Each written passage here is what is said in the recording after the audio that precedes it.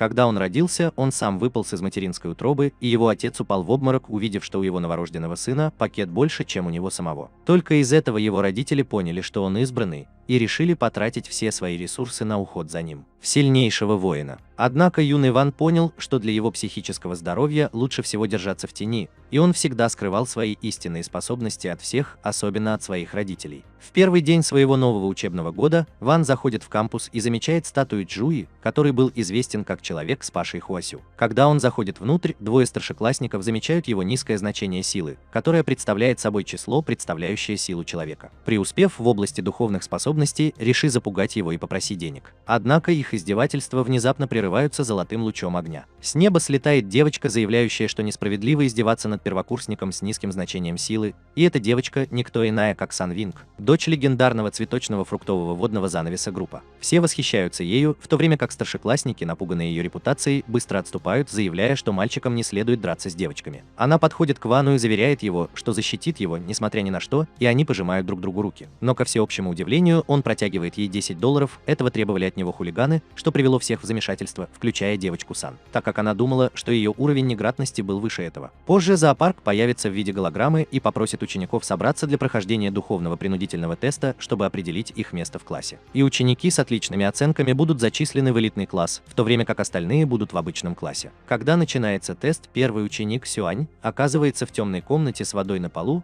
как вдруг появляется гигантская лягушка, и вода начинает светиться. Студенты наблюдают за происходящим на большом экране снаружи. Девочка Солнце узнает в лягушке ту, что напала на город много лет назад и была побеждена мастером Чжо. Но после того, как он узнал, что девушки целуют лягушек, чтобы найти принца, он очевидно решил вернуться. Диктор сообщает, что настоящая гигантская лягушка находится под кампусом, и та, с которой они сейчас сталкиваются, является всего лишь воплощением ее духовной силы. Ученикам предлагается призвать свою собственную духовную силу и ударить лягушку по голове, однако многим ученикам не удается даже прикоснуться к барьеру. Затем на сцену выходит мальчик по имени Чен Чао, уверенно ударяя рукой по барьеру лягушки, который светится огнем и выбирается для игры. И элитный класс вместе с Ку Хао, у которого впечатляющее значение силы 886. Затем девушка Солнца присоединяется к соревнованию, поражая лягушку силой 2019, и Корона провозглашает ее богиней. Когда наступает очередь Вана, он привлекает внимание лягушки, которая чувствует его силу и вспоминает их встречу много лет назад. Лягушка размышляет о том, что если он нападет, то его душа окажется в опасности. Ван, чтобы сохранить свой обычный внешний вид, притворяется, что борется, прилагая минимум усилий, в то же время прилагая максимум усилий. Как раз в тот момент, когда он собирается нанести удар, экран дисплея выходит из строя, показывая перевернутое изображение лягушки. Ко всеобщему удивлению, значение силы Вана отображается на экране как 99,999 тысячных. Толпа ошеломлена, и девочка Солнца понимает, что на этот раз вокруг гигантской лягушки не было защитной мембраны. Он размышляет, почему лягушка так отреагировала, хотя на самом деле он ее не ударил, и понимает, что она притворялась мертвой. Он обеспечивает себе место в элитном классе, и класс успокаивается, когда Пан-инструктор начинает первый урок призыва. Пан объясняет, что пространство вокруг них заполнено духовными сущностями, и они должны использовать свою духовную силу, чтобы создать проход в пространстве и вызвать духовное существо. Далее она объясняет, что размер и сила призванного духовного существа зависит от уровня его силы. Ученики предпринимают свои попытки призвания, при этом Чин вызывает палку, что вызывает смех у остальных. Ну что же, я полагаю, он хотел развить свои навыки призыва. Тем временем девочки Солнца успешно вызывают собаку-скелет с милым розовым бантиком на хвосте и игриво называют ее бездомной собакой. Наблюдая за своим творением, она не может не задаться вопросом, сколько духовной силы на самом деле требуется, чтобы вызвать настоящего духовного зверя. Когда настает очередь Вана призывать, в классе происходит взрыв, и он неожиданно вызывает гигантскую лягушку из теста, вызывая панику среди учеников. Студенты. Инструктор Пан быстро вмешивается, смешивая бродячую собаку Санбора с гигантской лягушкой, в результате чего появляется странного вида зеленая лягушка. Цветная собака. Ученики с благоговением смотрят на новое творение и с любовью называют его лягушачьим. Наступает следующий день, и когда Ван идет в школу, на него нахлынул поток воспоминаний из детства, напомнив ему о причинах, по которым он всегда стремился держаться в тени. Он размышляет об экстраординарных событиях, которые, кажется, разворачиваются вокруг него, и вспоминает, как он обнаружил, что одно его прикосновение оказалось силой, с которой нужно считаться, разбив вдребезги приз. Меч для уничтожения драконов, выпущенный ограниченным тиражом, который его родители с любовью купили для него. Хотя он и знал, что его мать на самом деле купила поддельный меч, чтобы его отец не растратил половину своих кровно заработанных денег. Необычные инциденты продолжали происходить происходить по мере того, как он становился старше. И в один незабываемый день рождения он непреднамеренно поджег весь дом, пытаясь задуть каннибалов на крыше его торт. Забудь о детских стишках. Этот парень был занят тем, что ломал мечи и поджигал дома, даже будучи ребенком. Тем не менее, когда его родители увидели, как он в возрасте 6 лет победил гигантскую лягушку 5-го уровня,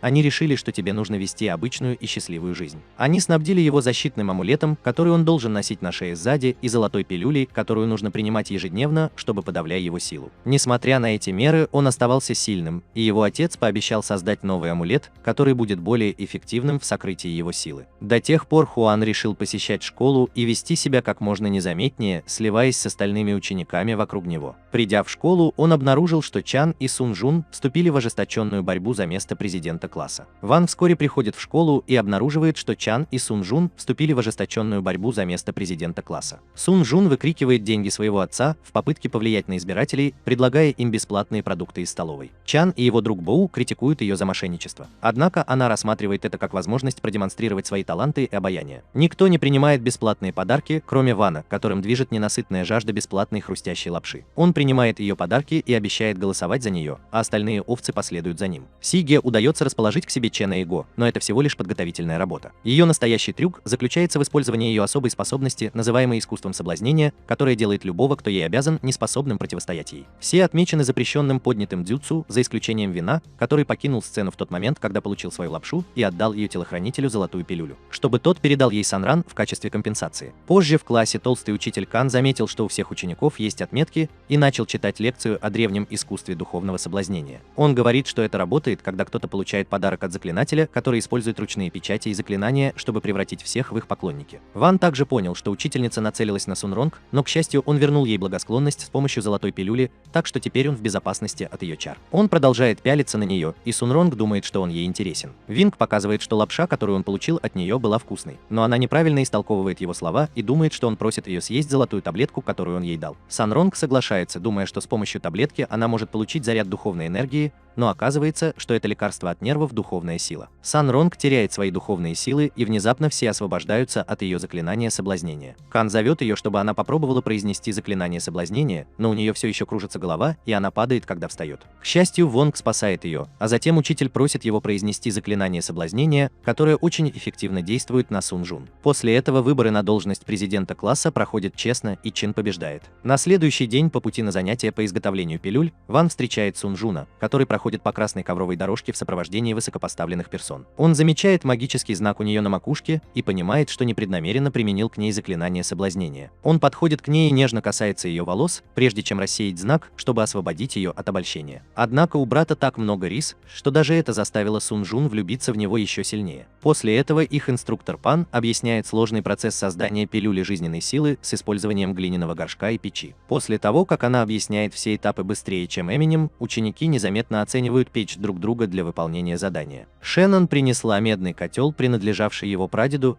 а Санронг принесла промышленную печь с фабрики своего отца. Ванг привез микроволновую печь, а Гэу привез самую совершенную портативную печь, доступную на рынке. После того, как Чень насыпал в свой котел угля и поджег его, он убегает, а Пан говорит всем, чтобы они включили будильник на несколько часов после того, как поставят кастрюлю в печь. Все покидают класс, но Фроги прокрадывается внутрь, потому что он чувствует энергию, исходящую из печи, и хочет ею полакомиться. К счастью, вино предвосхитило действия Фроги, и он вовремя вернулся в класс. Фроги все-таки проглотил печь и убежал от Хуана, но его поймали и его вырвало. Ван решает вымыть ее, но Го неправильно понимает ситуацию, когда видит, как он выходит из туалета со своей печью. Охваченный замешательством и подозрениями, Гэу противостоит ему и целится в него из водяного пистолета. Ван объясняет ему правду, но Гэу не доверяет ему и нажимает на курок, выпуская яд из своего пистолета. Ван увернулся от удара, но случайно Чень оказался прямо за ним, и он был так измучен бегом, что не смог остановить попадание яда себе в рот. Чень падает в обморок и впадает в панику, потому что из-за яда он находится в смертельной опасности. Ван собирается вылечить его, но Баку останавливает его, не понимая, что он делает. Они отводят Ченя в класс, и тот говорит Вану, что забудет о краже печи, если тот поможет ему создать таблетки, которые спасут жизнь Ченя. Ван решает подыграть Гэу и помогает ему усовершенствовать таблетку. Но так как мальчик с большими размерами паникует, что они могут, если не успеешь вовремя, лягушонок снова попытается перекусить на печи. Быстро отреагировав, Гэу использует заклинание, которое заставляет лягушонка излучать духовную энергию, прежде чем его отбросит прочь. Гэу удивлен, что процесс нагрева печи, кажется, ускорился. ускорился. И они проводят несколько экспериментов, используя силу лягушонка, прежде чем он признается, что может манипулировать течением времени с помощью его духовной способности. Используя свои способности, Гоу и Ван ускоряют процесс изготовления таблеток. Они дают Ченю таблетку, чтобы помочь ему восстановиться. Но затем они слышат, как преподаватели и другие ученики возвращаются в класс. Гоу уходит на некоторое время к Сталину, но от него мало толку, и в класс врывается мисс Пэм. К его удивлению, все выглядит нормально, и вдобавок ко всему Пэм достает золотую таблетку из его печи и ставит ему полный балл в своем классе. Затем она идет к Вану и обнаруживает, что его таблетка сломана и обуглилась, и она ругает его за плохую работу. Го тронут, потому что он думает, что Ван отдал ему свою золотую таблетку и клянется ему в вечной верности. Он и не подозревал, что вино ничего подобного не делает, и он никогда не вынимал пилюлю жизненной силы из своей печи, поэтому она была приготовлена вместе с таблетками противоядия. В то время как у Вана микроволновая печь, очевидно, не справилась со своей задачей по созданию таблеток. Пока все это происходило, Шен мирно спал в котле или пролетал сквозь него, а после занятий его выносили на улицу. Им даже удалось починить его сломанный котел с помощью способностей Фроги манипулировать временем, и Шен расплакался, когда обнял Вана и поблагодарил его. На следующий день Сатан Роллин подходит к Вану во время перерыва, приглашает его на свидание и лишает дара речи. Именно в этот момент он замечает на соседней крыше двух убийц в масках кроликов, целящихся в нее из снайперской винтовки Мёйс. Действуя быстро, Ван использует свои способности, чтобы перенаправить пулю, спасая жизнь Сун Жун. Не подозревая о грозящей ей опасности, она продолжает умолять Вана пойти с ней на свидание. Но в этот момент в класс входит Кан и просит Вана следовать за ней. Он использует этот шанс, чтобы сбежать от симпатичной, но она ошибочно полагает, что он сказал ей «да» и продолжает следовать за ним. История об их зарождающемся романе становится предметом разговоров в школе, и даже ассасины обращают на это внимание. Тем временем Кан знакомит Вана с директором школьной лиги, мастером Чжуи, и оставляет их наедине, чтобы обсудить кое-что. Чжу сразу узнает в нем мальчика, который победил гигантскую лягушку, и встает на колени, чтобы выразить уважение Вану. Он просит его взять его в ученики, но Ван действительно беспокоится, просто думая об этом, и он использует свой особый навык забвения, чтобы стереть воспоминания Юя об этом событии. На следующий день Вану приснился кошмар о том, как Сунь Жун заставляет его пойти с ней на свидание. Но когда он просыпается и смотрит в окно, он обнаруживает, что его кошмар вот-вот превратится в реальность. Пораженный, он быстро задергивает занавеску и спускается вниз, чтобы позавтракать. К его ужасу, его родители в восторге от того, что он будет встречаться с Сун Жун, и они призывают его жить полной жизнью. Они с гордостью показывают ему высококачественные питательные таблетки, которые дала им Сун Жун, и фактически продают своего сына молодой сладкой мамочке. Он неохотно садится в машину Сун Жун и втайне мечтает, чтобы убийцы из прошлого появились сейчас. Она сообщает ему, что они направляются в парк развлечений под названием Небесный рай, который, как оказалось, является объектом недвижимости ее семьи, который ее дедушка построил исключительно для нее. Внутри парка они посещают гигантскую статую, лицо которой, как говорят, предсказывает будущее отношения между теми, кто засунули руку ему в пасть. Сун Жун, веря в легенду, убеждает Вана попробовать это. Однако, как только они приблизились к рту статуи, он заметил двух убийц, которые следовали за ними сюда. Один наемный убийца быстро достает оружие и стреляет, но Ван умудряется поймать пулю ртом и выплюнуть ее обратно в него, отправляя его в полет. Сун неправильно понимает его реакцию и думает, что он улыбался ей, поэтому он стирает ее память и память гида. Ван и Сунь Жун продолжают свое свидание, наслаждаясь различными аттракционами и играми. При этом Ван обеспечивает их безопасность, предотвращая любые дальнейшие попытки убийц. Он также использует свой трюк забывания всякий раз, когда это необходимо, чтобы стереть эти инциденты из их памяти. На закате солнца Сун Жун спрашивает его, не могли бы они вместе покататься на колесе обозрения и посмотреть фейерверк. Ван соглашается, думая, что там он сможет обрести душевный покой. Но оказывается, что он ошибался, когда убийцы следуют за ними по пятам. Пока они наслаждаются прекрасным зрелищем, убийцы внезапно подкрадываются к ним и держат на мушке. Сун Жун подозревает, что убийцы принадлежат к преступной организации под названием «Теневая фракция», и встает между убийцами и Ваном, полной решимости защитить его. Увидев это, Ван приходит в ярость и одним взглядом отключает оружие и телефоны убийц. Затем он выбрасывает их с колеса обозрения, даже не прикасаясь к ним, и поражает мощным огненным заклинанием, уничтожая их без следа среди фейерверков в небе. Затем Ван попросил Сун Рон сохранить все, что произошло, в секрете, и она пообещала ему это сделать. Впервые в своей жизни, вместо того, чтобы отнять у кого-то воспоминания, Ван положился на обещание хранить тайну, а затем вернулся к любованию фейерверком. Покажите это вместе с Сун Ронгом. На следующий день в школе царит напряженная атмосфера, так как Го и Чен нетерпеливо расспрашивают Вана о его свидании с Сун Жун. Сун Жун приезжает на своем лимузине в сопровождении бдительных телохранителей и присоединяется к разговору. Ее телохранители образуют вокруг них защитный круг, поскольку Кан сообщает им о постоянной угрозе со стороны убийц из фракции теней, которые пытались напасть на нее вчера. И таким образом их безопасность была усилена. Сун Жун утверждает, что не видела никаких убийц, и в этот момент появляется Чжу и заявляет, что он расправился с ними прежде, чем они успели что-либо предпринять. Вчера, после того, как Сун Жун вернулась домой, Ван применил к Чжу свой трюк с частичным забвением, чтобы заставить его вспомнить себя героем, который остановил убийцы. Затем Цзо сообщает всем, что на Сун Жун был отдан приказ о теневом убийстве, и вскоре за ней придут много сильных убийц. Он объясняет повышенные меры безопасности, принятые для защиты Сун Жуна, такие как солдаты в доспехах у ворот и различные уровни безопасности внутри здания. Чжу инструктирует всех собраться в его кабинете, который оборудован мощным защитным силовым полем. Кроме того, он упоминает, что спецназ будет патрулировать территорию с помощью своих волшебных летающих мечей, чтобы предотвратить дальние снайперские или воздушные атаки. Однако ассасины обходят все меры безопасности, и первый из них пробирается в здание школы через подземный туннель. Этот человек – убийца номер 3 в команде Хаммер, и он использует игрушечный молоток, чтобы вырубить всех обычных охранников, размещенных вокруг школы. Чжу и Кан замечают его до того, как он разбивает камеру наблюдения своим куриным молотком. Они немедленно начинают менять свою стратегию и уверяют студентов, что убийцы не причинят им вреда, но студенты не обращают на них никакого внимания. Они слишком заняты просмотром TikTok и обсуждением вчерашнего свидания Вана и Сунронга. Тем временем еще один убийца, второй член команды Хаммер, тоже проник в здание. Он уничтожил группу элитных телохранителей, используя ядовитый газ, и направился к офису Чжу, но был застигнут врасплох, когда Кан напал на него. Чжуо и студенты наблюдают за разворачивающейся битвой на экране из кабинета. Тем временем Вану ужасно хочется хрустящей лапши, и он делает заказ, наблюдая за боем между убийцей номер 2 и Кангом. Канг успешно избегает ловушек убийцы и с легкостью разбивает его шипастые молотки. Как только убийца пытается сбежать, используя взрыв отравленного газа, кто-то вырубает его, просто открыв дверь у него перед носом. Он тут же извиняется и отправляется за едой, в то время как Чжу заверяет обеспокоенного Санрана, что с ним все будет в порядке. По пути за своим заказом Ви встречает лидера команды Молот, который прячется, используя свою силу невидимости и собирая энергию в свой массивный молот. Он замечает, что нашел его, но пока ассасин паникует, выясняется, что Ван имел в виду именно это для своего приказа о хрустящая лапша. Ассасин номер 1 испытывает облегчение от того, что его не заметили,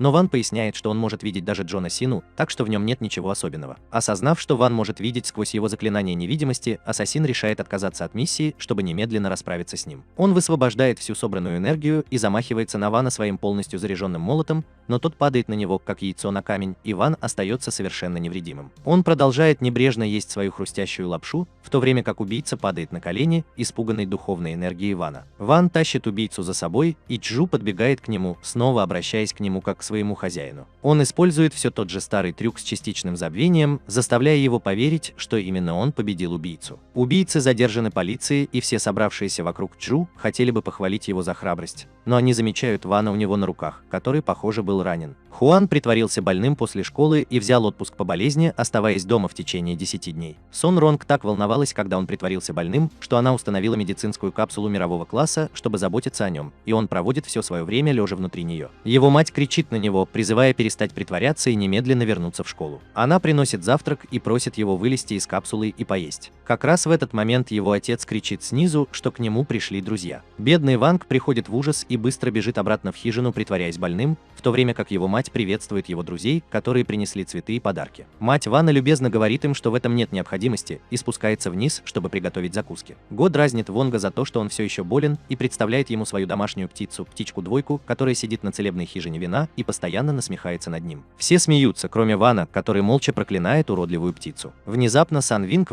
вспоминает, что они оставили Фроги у двери, но Фроги входит вместе с мамой Вана, которая подходит прямо к Вану и начинает лизать его лицо. Она благодарит всех за заботу о ее школе Summit School, и Сан Ронг видит в этом возможность наладить с ней отношения будущая теща. У нее есть для миссис Ван несколько эликсиров и питательных таблеток, которые, как она утверждает, помогут Ван выздороветь. Она также предлагает сделать ему инъекцию, содержащую тоник из куриной крови для полного выздоровления. Мать Вана продается только с этими подарками, и она уходит, сказав сыну, чтобы он хорошо относился к своим друзьям, особенно к Сунь Жуну. Сунь Жун отталкивает лягушонка и садится рядом с Ваном. Она спрашивает его, чувствует ли он себя лучше, когда делает ему инъекцию тонизирующего средства из куриной крови, и говорит, что оно, как говорят, творит чудеса для выздоровления. Ван приходит в ужас, услышав это, и Чень приходит ему на помощь, сообщая, что Кан раздал браслеты, чтобы проверить духовную силу каждого человека. Ученик их школы, входящий во фракцию 60. Он принес браслет Вана, чтобы тот мог проверить свою духовную силу. Но Сунь Жун рассердился на это и заявил, что духовное испытание потребует много энергии, и Ван не должен проходить его, если он не очень хорошо себя чувствует. Чтобы избежать употребления Сунь Жун тоника с куриной кровью, Ван подбегает к Ченю и забирает у него браслет, объявляя, что он выздоровел и поэтому может испытать свои духовные силы. После этого Чен демонстрирует, что нужно сконцентрировать всю свою духовную силу в сфере, чтобы браслет мог измерить духовную силу. Показатель силы Кена составляет около 600 единиц, и Гуль замечает, что это значение не сильно отличается от результатов вступительного теста. Он объясняет, что это означает силу вне тела, которая достигается путем концентрации духовной силы и визуализации ее вовне. Это требует постоянных тренировок и означает способность проявлять духовную силу в любой форме, что делает человека истинным самосовершенствующимся. Затем Хьюго проходит свой семестр, и его показатель духовной силы достигает всего 176 баллов, что вызывает у него чувство стыда. Он в смущении пытается выпрыгнуть из окна вана, но Чан спасает его. Затем Санрал говорит, что ей, вероятно, следует пропустить тест, чтобы не повредить браслет. Однако Гэу и Чен отмечают, что она набрала всего 2019 баллов на вступительном тесте,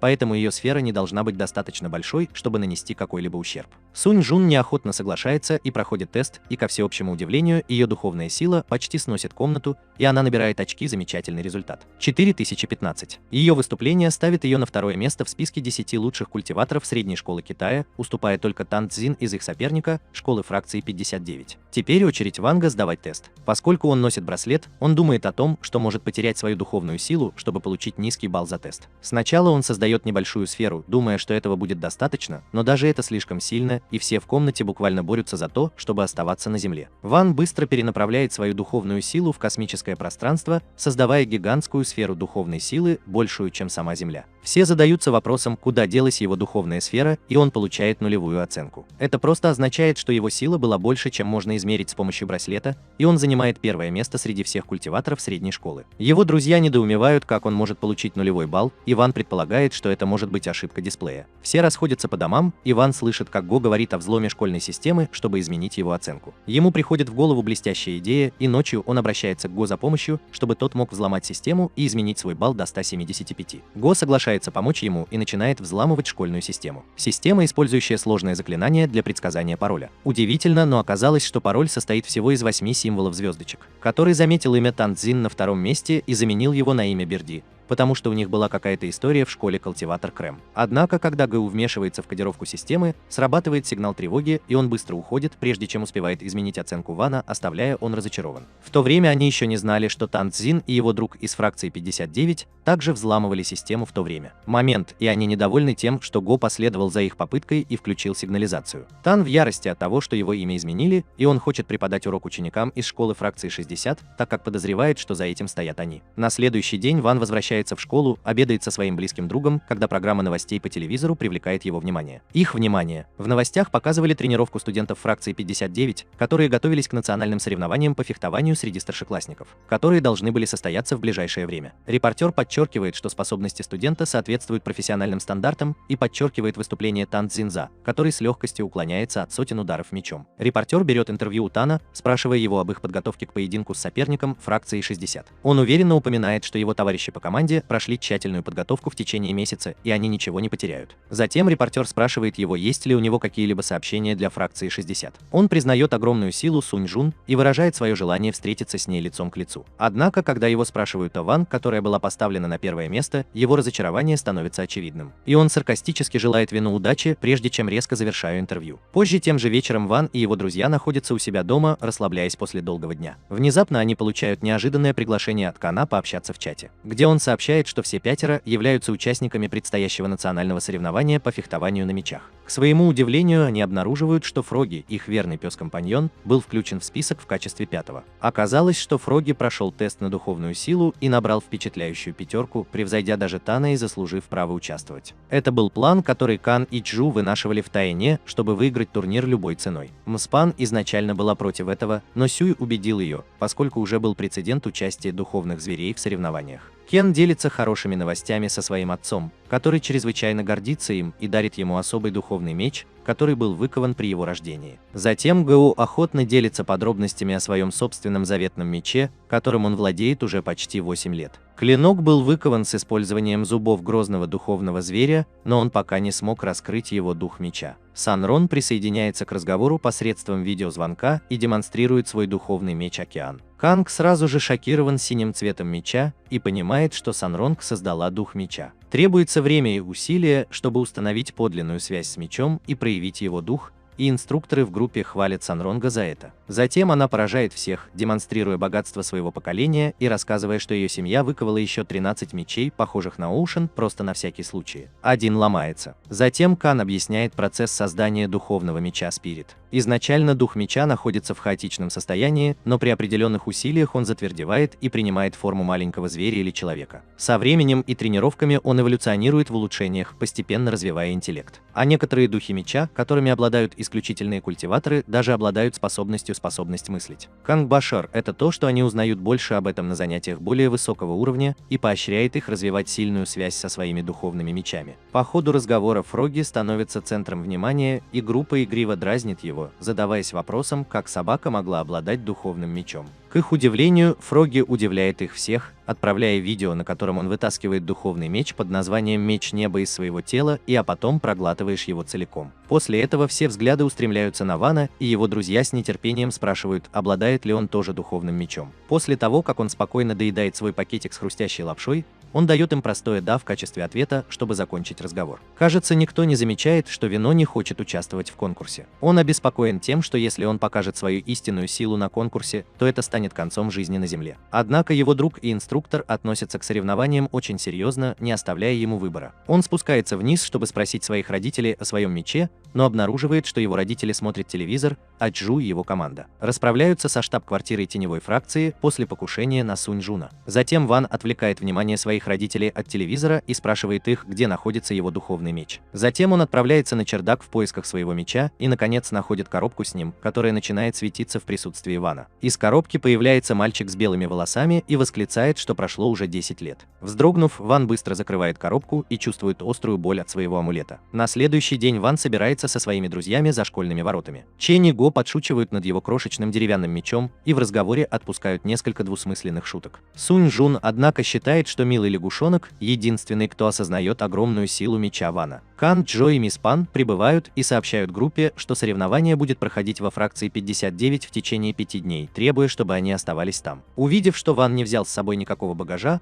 Кан спрашивает его, справится ли он без своих вещей, не подозревая о том, что Ван собирается симулировать боль в животе и вернуться домой до начала соревнований. Все согласны с тем, что Джу садится в автобус, так как у него есть неотложные дела, о которых он должен позаботиться. Его команда захватила босса теневой фракции, но оказалось, что он был пойман роботом-смертником, в то время как настоящий босс преследует Санран, чтобы покончить с ней навсегда. Внутри автобуса дух меча Вана, Джинг, пытается вырваться наружу, но он подавляет его и напоминает ему об их вчерашнем соглашении. Он дал духу меча хрустящую лапшу в обмен на молчание. Автобус вскоре подъезжает к воротам фракции 59, где их встречают трое других учеников Танцзина и их инструктор Си. Пан и Си смотрят друг на друга с сильной ненавистью и ревностью. Когда-то они были близкими друзьями, но теперь они соперники, которые постоянно оскорбляют и насмехаются друг над другом. Они ссорятся из-за способностей своих учеников, но Ван раздражен, потому что не может найти возможности симулировать боль в животе. Чтобы отомстить Пан, она идет к Вану и применяет к нему свой грандиозный тестовый трюк. Через него проходит луч духовной силы, и он понимает, что может использовать это в своих интересах. Он ухватывается за эту возможность и делает вид, что падает на землю, держась за грудь. Все из фракции 60 собираются вокруг него, чтобы проверить, все ли с ним в порядке. Неожиданно появляется дух его меча и сообщает Хуану, что его амулет ломается. Осознав это, он спрашивает духа меча, почему тот не сказал ему об этом раньше, на что тот отвечает, что пытался сообщить ему об этом в автобусе. Но Хуан продолжал запихивать его обратно внутри. Затем амулет разбивается вдребезги, высвобождая невообразимое количество духовной силы в небо. Все в ужасе и подозревают, что море причиняет ему какой-то вред.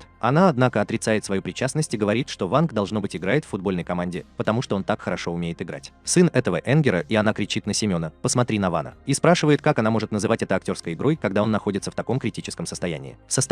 Хотя все шло не так, как планировал Ван, до сих пор все шло так, как он планировал. Но он понимает, что если его сила будет, если их не усмирить в ближайшее время, может произойти катастрофа. Бригада медиков осторожно кладет Вана на носилки, и Сун Жун спешит быть рядом с ним. Когда Тан останавливает ее и рассказывает о том времени, когда они вместе ходили в школу самосовершенствования, она просит его оставить ее в покое. Однако он голландец, которому наплевать на ее чувства, и он хвастается своим нынешним положением председателя студенческого союза фракции 59-ок. Раздраженный им Санронг пытается нанести удар кулаком, но, к сожалению, его останавливает невысокая девушка с белыми волосами. Затем Тан представляет ее как Ешу Бай, секретаря студенческого профсоюза. Кен, обеспокоенный благополучием Сунронг, отправляется ее спасать, но его останавливают лакеи Тана. Тем временем тело Вана охвачено пылающим фиолетовым пламенем, и структура Се перевязывает его бинтами, как мумию, чтобы потушить его. Тан знает, что виновником этого является пятый член их команды, но он шутит, что духовная сила Вана кажется очень изменчивой и взрывоопасна. Сын Рон в ярости из-за того, что он намеренно пытается навредить Вану, поэтому она выхватывает свой меч и бросается на Тана, но только для того, чтобы ее останавливает Кан, который велит ей сдерживать свой гнев до начала соревнований. В медицинском кабинете Ван убегает от врачей и начинает искать способ незаметно покинуть фракцию 59. Он знает, что его амулет на пределе, и если он использует свою духовную силу еще несколько раз, миру придет конец. Вин звонит своему отцу, который занят тем, что спускает в унитаз сосиску, но когда он узнает о дилемме своего сына, он выезжает ему навстречу, даже не вытерев задницу. Тем временем другие ученики собираются в спортзале, чтобы получить инструкции от мисс Си относительно соревнований на следующий день. Она объясняет, что соревнование будет похоже на матч за доминирование в Call of Duty. На поле есть 5 алтарей, а именно металл, дерево, вода, огонь и земля. Вложив свой меч в алтарь, вы наберете очки, и первая команда, достигшая 100% победы, выиграет. Затем Тан начинает издеваться над фракцией 60, указывая на то, что у них есть только 4 участника, которые в данный момент больны вином, и предлагая им сдаться. Го парирует в ответ, говоря, что во фракции 59 также всего 4 участника. Тан отвечает угрожающим смехом, утверждая, что их пятый участник был там все это время. Внезапно огромная волна почти обрушивается на фракцию 60, и из нее выходит гангстер, который хочет, чтобы его называли Бифанг. Он пятый член фракции 59, но он сразу же начинает флиртовать с Санром и предлагает присоединиться к ней, если она примет его цветок. Видя, что она в беде, Чен бросается на ее защиту, но Бифонг использует барьер и отправляет его в полет. Бифанг снова просит Сунронг принять его цветок, но Чен возвращается и снова нападает на него. Бифенг просто отбрасывает его в сторону, прежде чем ошеломить его огромной скоростью и нанести мощный комбинированный удар. Однако Чен не из тех, кто сдается. Он помнит слова своего отца о борьбе со всеми видами несправедливости в мире и высвобождает всю свою энергию, когда идет на это. Удар кулаком. Бифенг просто хватает его за руку и уничтожает ее, используя свою негативную духовную энергию, прежде чем отбросить его в сторону. Как раз в этот момент Ван входит в спортзал, думая, что нашел выход, и ловит Чена, который летит к нему навстречу. Как только Ван ловит его рука приходит в норму, что шокирует всех. Когда Кан объясняет Пану, что Бифунг использует отрицательную духовную энергию, которая может разрушить материю, когда она вступает в контакт с положительной духовной энергией. Лягушонок хочет сказать ему, что если амулет Уэйна сломается, его отрицательная энергия уничтожит всю галактику. Как раз в этот момент Вану звонит его отец с просьбой приехать и забрать его амулет, но он вешает трубку, зная, что ему не удастся незаметно проникнуть внутрь. «Уезжай прямо сейчас». Фонг недоумевает, как мальчик смог вылечить руку Ченя в одно мгновение, понимая, что он может быть более могущественным, чем кажется. Бифенг внезапно наносит удар, наполненный негативной духовной энергией, прямо ему в лицо, чтобы проверить его силу. Удивительно, но Ван спокойно принимает удар и почти не получает повреждений. Бифан совершенно потрясен, осознав, что, похоже, он вообще не обладает духовной силой. В противном случае его голова была бы разрушена. Ван, лишенный каких-либо эмоций, просто уходит, и когда Сунронг подходит спросить, все ли с ним в порядке, он дарит ей розу, которую только что украл у Бифа. Затем всем дается указание разойтись по соответствующим комнатам для приготовления пищи. Однако Ван извиняется, говоря, что хочет купить хрустящую лапшу со вкусом сладкого картофеля, выпущенную ограниченным тиражом. Никто не знает, что Луинг, босс теневой фракции, замаскировалась под студентку фракции 59 и преследует Вонга. Бифанг находит ее и понимает, что на самом деле она милфа, которая притворяется подростком. Он просит ее встречаться с ним, но когда она отказывается, он совершает ошибку, называя ее старой коргой. Ей это не нравится, и она отказывается. Бифанг встает и угрожающе смеется, называя ее достойным противником. Однако вскоре она показывает ему разницу в их уровнях, нейтрализуя его сферу негативной духовной энергии в одно мгновение. Бифангу достается по заднице, но, к счастью, Вонг натыкается на него, когда он уже собирается покончить с собой навсегда. Люин ухмыляется, увидев его, и сразу же решает сменить цель. Затем она связывает Вана и Бефунга своими темными духовными цепями, лишая их возможности сбежать. Она затаскивает их на крышу, где передает своему старому водителю. Затем она начинает пинать Вонга каблуками, думая, что он неудачливый бойфренд сына Рона. Однако она не обращает внимания на тот факт, что его амулет вот-вот сломается. Печать силы Вана почти исчезла, и когда Лян топчет его, оскорбляя, его эмоции вызывают бурю. Дух меча Вана отчаянно пытается вернуть его в нормальное состояние, чтобы он случайно не высвободил свою духовную энергию, но никакие крики его не разбудят. Наконец, когда он говорит, что сегодня можно будет купить хрустящую лапшу за полцены,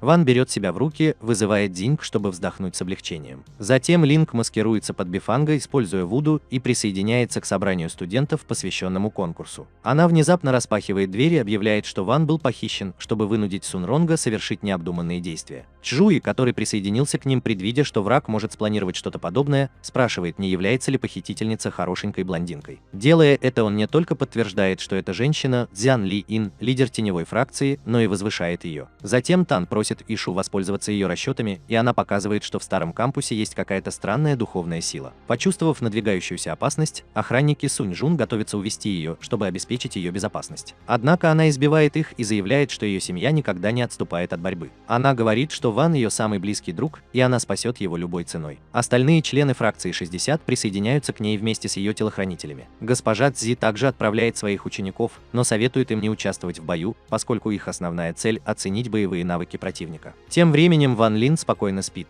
потому что теперь ему не нужно беспокоиться о том, как избежать соревнований. Однако его безмятежный сон прерывается, когда водитель объявляет, что пора выполнять свою работу, и Бифунг начинает звать на помощь. Раздосадованный, водитель пинает его и отправляет на этаж ниже, от чего дрожит все здание. Дженг сообщает Вану, что старик обладает очень сильной духовной силой, но не хочет этого показывать. Сунь Жун и остальные члены группы прибывают на место происшествия и видят Вана привязанным к столбу. Телохранители садятся на свои летающие мечи и направляются на крышу. Водитель организует атаку, используя свою духовную силу, и уничтожает их, спокойно попивая чай, говоря, что в наши дни молодые люди целятся хуже, чем штурмовики. Разобравшись с первой партией, водитель запускает свою специальную атаку и призывает солдат, сделанных из золотой духовной энергии, чтобы уничтожить своих врагов. Сан Роул приказывает своим телохранителям не высовываться и в одиночку сражается с армией. Она призывает все свои океанские мечи, и, к ее удивлению, ей удается ненадолго задержать водителя. Однако сила водителя ошеломляет, и Сан Ронг начинает проигрывать битву и быстро падает на землю. Как раз в тот момент, когда ситуация кажется безнадежной,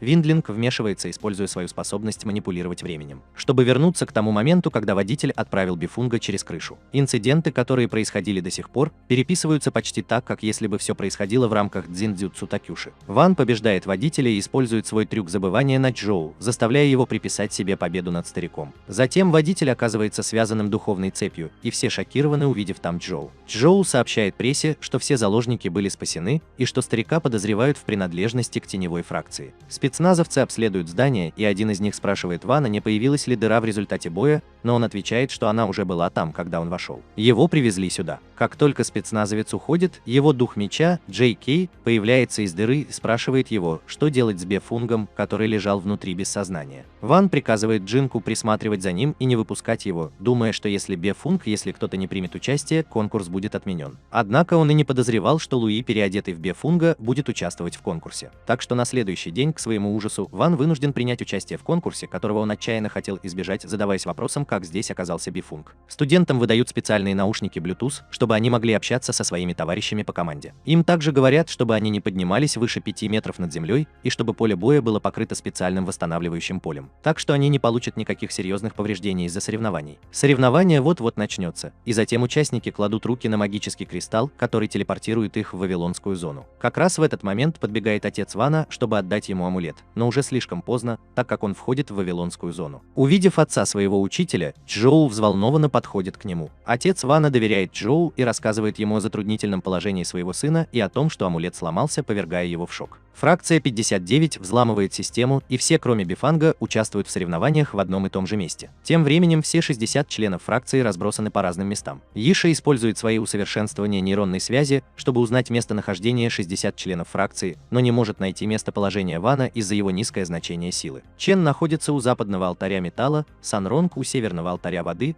Фроги у южного алтаря огня, и Банг тоже там. Учитывая местоположение всех остальных, Тан предсказывает, что Ван, должно быть, приземлился у восточного алтаря дерева. Как только это было сказано, член фракции 59 с оранжевыми волосами побежал к Вану, думая, что он самая легкая добыча. Тем временем Ху оказывается в том же месте, что и фракция 59, и он гадит кирпичами, опасаясь, что его найдут. Его прикрытие разрушено атаками Тен, но Google хитроумно оставил вместо него приманку. Тан поддается на уловку и наносит удар приманки, в то время как ГУ ускользает. Он обеспокоен тем, что у него осталось только 2 бумажные куклы в качестве приманки, а соревнование только началось. Однако он заметил рыжего парня, который шел за вином, и решил последовать за ним и сбить его с ног. Фракция 59 затем рассеивается, чтобы сразиться с фракцией 60 и успешно захватить алтарь земли. Услышав это объявление, Чем встревожился и бросился захватывать металлический алтарь. Однако его неожиданно ударили острые листья странного металлического дерева, которые оставили царапины по всему его телу. Несмотря на это, Чень продвигается вперед, но добравшись до алтаря, он задается вопросом, как его захватить. Как раз в этот момент позади него появляется Иешуа. Чен говорит, что драться с женщинами ниже его достоинства, и он предлагает ей напасть на него 3 раза, чтобы сравнять счет. Однако он остается озадаченным, когда она заявляет, что покончит с этим в течение нескольких секунд, но ничего не происходит. Он думает, что она насмехается над ним, но внезапно он теряет контроль над своим телом и начинает бить себя. Это была техника Йиши, которая выпустила паутину, которая воздействовала на нервную систему жертвы и делала их ее марионетками. У алтаря огня Фроги и Бифонг вступают в жаркую схватку. Когда они обмениваются ударами, Фроги поглощает негативную энергию Бифонга, используя ее для усиления себя. Однако, несмотря на поглощение негативной энергии, Фроги в конечном счете побежден Бифангом, который затем успешно захватывает алтарь огня. Тем временем к деревянному алтарю прибывает рыжий парень и находит Вана лежащим на земле без сознания. Считая, что ему повезло, направляется к алтарю с намерением захватить его. Однако Ван вскоре приходит в сознание, и как раз в тот момент, когда Джинджер собирается напасть на него, вмешивается Гоу и поражает его своей особой способностью, которая позволяет ему буквально выплевывать батончики. Они вступают в серьезную битву, в то время как Ван просто наблюдает за ними, лишенный каких-либо эмоций. В то же самое время Сунь Жун собирается захватить алтарь воды, когда на нее внезапно нападает Тан. Они вступают в жестокую битву, каждый из которых управляет своим могущественным духом меча. Ледяной дух Тана на равных противостоит духу воды Сунь Жуна,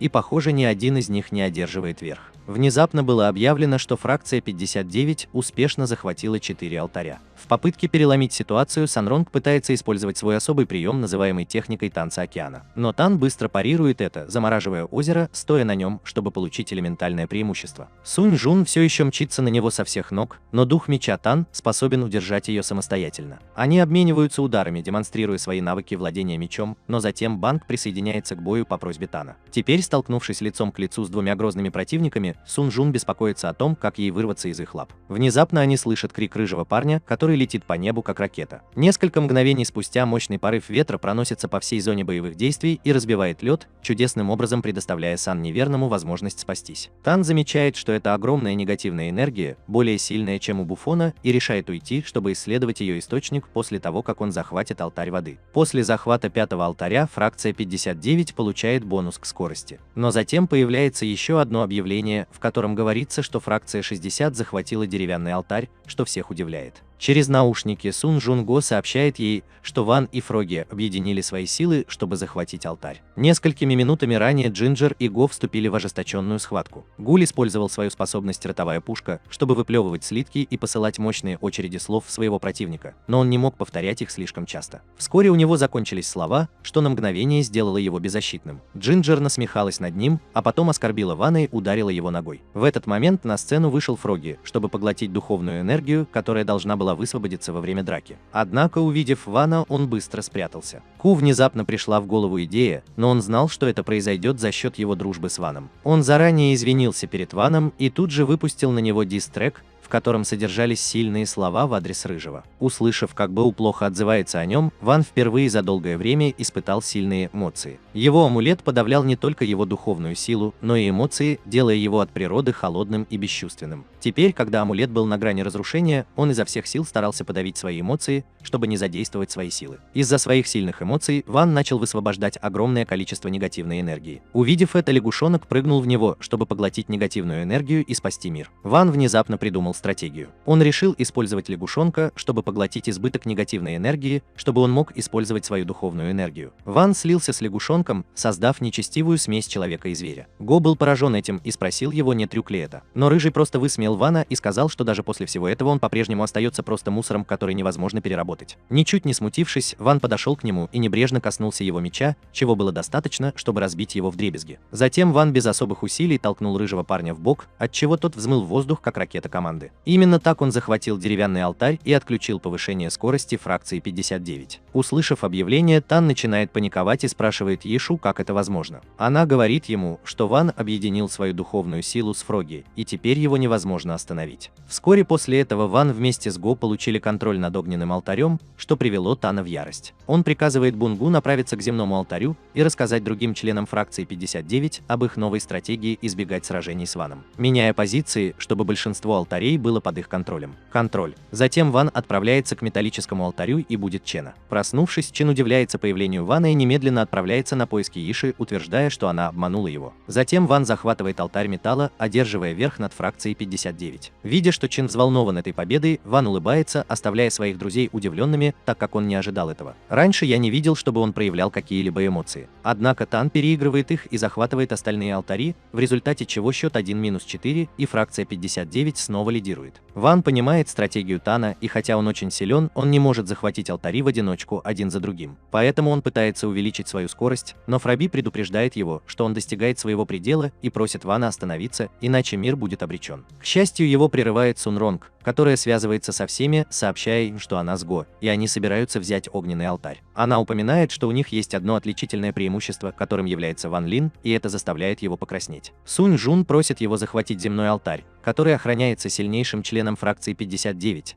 Бифанг и Чин должны охранять металлический алтарь, который они уже захватили. Ван понимает, что Чин сейчас является самым важным человеком в их стратегии, и их победа зависит от него. Тем временем она и Го идут к огненному алтарю, используя воду, чтобы скрыть свои действия от Иши. Добравшись до алтаря, Го начинает дразнить Джинджера второго из фракции 59, отвлекая его, в то время как Сун Жун пробирается внутрь, чтобы захватить алтарь. Тан разгадывает ее план и немедленно приказывает Джинджеру второму вернуться к алтарю и мешает Сун Ронгу захватить его. Он спешит к алтарю, чтобы остановить Сунронга, поэтому Го использует свой запас слов, чтобы напасть на него. Однако Джинджер дважды споткнулась о камень и упала, и атака случайно попала в Санронг, оттолкнув ее от алтаря и дав Тангу достаточно времени, чтобы подойти туда. Санронг помнит соперничество между их семьями и то, как они с Тангом воевали с самого детства, чтобы защитить свою семью. Честь семьи. Танг кричит Джинджеру второму, чтобы тот поторопился и забрал меч, в то время как Гу извиняется за то, что промахнулся в первый раз и снова целится в него. Ему удалось попасть в него, но удар был недостаточно сильным, чтобы остановить его. Сун Жун бросает один из своих мечей на алтарь и начинает сражаться с Джинджер 2 другими мечами. Однако обратный отсчет не начинается, так как для этого требуется, чтобы участник сам вставил меч в ножны. Осознав это, Сун Жун направляется к алтарю, чтобы самой вставить меч обратно, но внезапно вмешивается дух меча Тан и ломает ее меч. Затем Тан насмехается над ней за то, что она упустила возможность претендовать на алтарь, и говорит ей, что хотя он планировал победить с подавляющим перевесом 5-1, он все равно проигрывает. Все еще рад, что выиграл со счетом 4-1. Он насмехается над ними по поводу ужасной ситуации, в которой оказалась фракция 60, и его стратегия становится ясна Санрону, который понимает, что они должны захватить огненный алтарь, иначе они проиграют. Она знает, что Тан следит только за Веном, и он послал Ишу за ним, чтобы захватить его алтарь на случай, если он уйдет, чтобы захватить другой. Итак, Сун Жун говорит Гу, что они должны сделать все возможное, чтобы помешать им завладеть этим алтарем. И Чень должен сделать то же самое, чтобы помешать Бифангу захватить металлический алтарь. Тем временем Бифанг прибывает к металлическому алтарю и начинает сражаться с Чоном. Чин жаждет их матча-реванша, но он вспоминает слова Сун Роума и уклоняется от атак Бума вместо того, чтобы дать отпор. Поскольку все, что ему нужно сделать, это не дать врагу вонзить свой меч в алтарь. Он довольно хорошо справляется с тем, чтобы избегать нападений, и понимая это, Лу Ян, который притворяется Буонгом, насмехается над ним, называя его трусом. Услышав ее насмешливые слова, Чень вспоминает свое горькое детство и то, как его отец назвал бы его трусом и избил, если бы он не соответствовал своим стандартам. Несмотря на прилив эмоций, Чень контролирует свои чувства и продолжает уклоняться от атак Бэуфэна, приводя его в бешенство. Именно в этот момент с дерева над алтарем падает острый лист, и Бифэн понимает, почему его называют металлическим алтарем. Поэтому он собирает все падающие металлические листья, используя свою духовную энергию, и бросает их в Ченя, сильно ранив его. Но несмотря на это, он пытается остановить Бефунга, что приводит его в еще большую ярость, и в результате его негативная энергия уничтожает его руки. Тем временем у огненного алтаря Сунь Жун понимает, что Чень в опасности, и просит Го уйти и помочь ему. Го колеблется и говорит, что не может в одиночку противостоять Тану и другому парню, но она настаивает на том, чтобы он ушел. Го уходит от них и прячется, тайно заряжая свой меч, в то время как Сунь Жун сражается с духом меча Тана в одиночку. Внезапно из меча Го появляется Феникс, который является духом его меча. Он чрезвычайно силен, но требует жертвоприношений других духов меча. Так что Сунь Жун и Го заранее спланировали это. Она пожертвовала духом своего меча, что помогло проявить дух Феникса Го,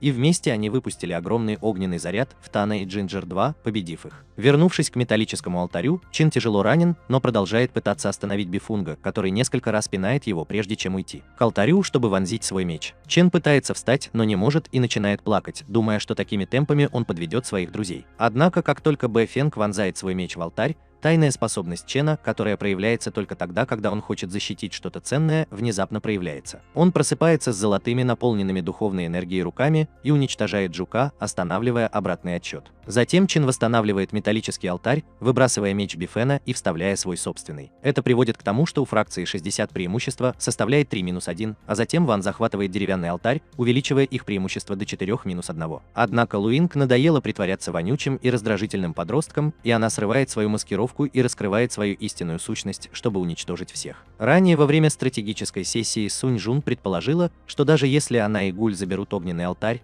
а Чен Чао сохранит металл-алтарь, они все равно не смогут догнать прогресс фракции 59-ок. Поэтому, чтобы одержать победу, они должны использовать свое секретное оружие Ван Лин. Используя хаотичные сражения на алтаре огня и металла, они планируют отвлечь Ишу. В этот момент Фроги и Ван разорвали свою духовную связь, что позволило Вану добраться до алтаря земли, не предупредив Ишу из-за его низкой силы. Все идет по плану Сунь Жуна, и Иша потрясен тем, что они проигрывают соревнования. Ее интересовал не только тот факт, что Тан потерпел поражение, но и то, кто мог добраться до деревянного алтаря, поскольку Ван все еще находится у водного алтаря. Внезапно лягушонок решает раскрыть свою личность, что пугает Ишу. Она пытается контролировать лягушонка с помощью своей паутины, но на нем это не срабатывает, потому что действует только на людей, а не на духовных зверей. Кроме того, паутина выдала местонахождение Иши лягушонку, который прыгает на нее и запугивает своим ужасным видом. Тем временем Гэу говорит Сенронгу пойти проверить Вана у земного алтаря, а сам идет к металлическому алтарю и присоединяется к Чону. Она соглашается и уходит, чтобы присоединиться к Ван Лин. Хотя в настоящее время у них больше алтарей, они все еще отстают в прогрессе от фракции 59, у которой все еще больше шансов на победу. Пока все это происходит на арене, отец Вана, который находится в комнате управления с сотрудниками фракции 59 и фракции 60, задается вопросом, как у его сына все в порядке. С самого детства Ван привык игнорировать как успехи, так и неудачи, поскольку его амулет подавлял все его эмоции. Он никогда не позволял эмоциям взять верх над собой, пока не встретил Сунронга в первый раз, и его сердце не пропустило удар. С тех пор он начал понемногу испытывать эмоции, и чем больше у него появлялось друзей, тем мягче становилось его сердце. Прямо сейчас его эмоции вот-вот вырвутся наружу, когда он отправится захватывать земной алтарь. Он дрожит от волнения, думая о том, как будут счастливы его друзья, когда они победят. Он не может спокойно держать свой меч у алтаря, и его амулет снова начинает ломаться. Чем больше он пытается сдерживать свои эмоции, тем больше они усиливаются, в результате чего из него может вырваться волна негативной энергии. Однако Санрон присоединяется к нему и держит его за руку, и ее прикосновения и добрые слова помогают Вану взять себя в руки. Вместе они захватывают алтарь земли и одерживают победу в соревновании. Сун Жун делает комплимент покрасневшему Ван Глингу и призывает его быть самим собой. Во время их флирта Лу Ян, который прибыл сюда после победы над Ченем, убивает Сун Жуна ножом. Ее душа покидает тело, и сердце Ван Лин разбито, когда она исчезает из его объятий. Он кричит от ярости, и его амулет, который он держал так долго, в конце концов ломается, и мир начинает рушиться под подавляющим давлением его духовной энергии. Лягушонок бежит к Вонгу, чтобы остановить утечку его духовной энергии и спасти мир от гибели, но он все еще в ярости и продолжает нападать на Линга. Таким образом, лягушонок замораживает течение времени, но Ван вырывается из него и продолжает атаковать Линг, заставляя ее разморозиться, когда ну что же. Видя его истинную силу, мародерство насмехается над ним, насмехаясь над тем, что он в конце концов не смог защитить Сун неправильно. Она нападает на него, но это всего лишь причудливый акробатический трюк, и он отправляет ее в полет всего одним ударом. Его ярость сейчас неконтролируема, и он усиливает свою атаку, чтобы нокаутировать ее. Ванг на этом не останавливается и использует свою духовную силу, чтобы посылать в нее гигантские камни, которые затем вызывают огромный взрыв вокруг Лунина. Он собирается нанести последний удар, но внезапно останавливается, чтобы не убить ее. Несмотря на то, что Лу Ин умоляет его прикончить ее, он решает пощадить ее, вспоминая свои воспоминания с Санронг. Он подходит к телу Санронг и укачивает ее. Он пытается использовать свое последнее восстанавливающее заклинание, чтобы восстановить ее, но это не работает. Лягушонок говорит ему, что Лу Инг ударила ее с такой ненавистью, что дух Сунь Жун был разорван на части, и даже Ван не смог спасти ее. Несмотря на это, он заметил, что она все еще теплая и дышит.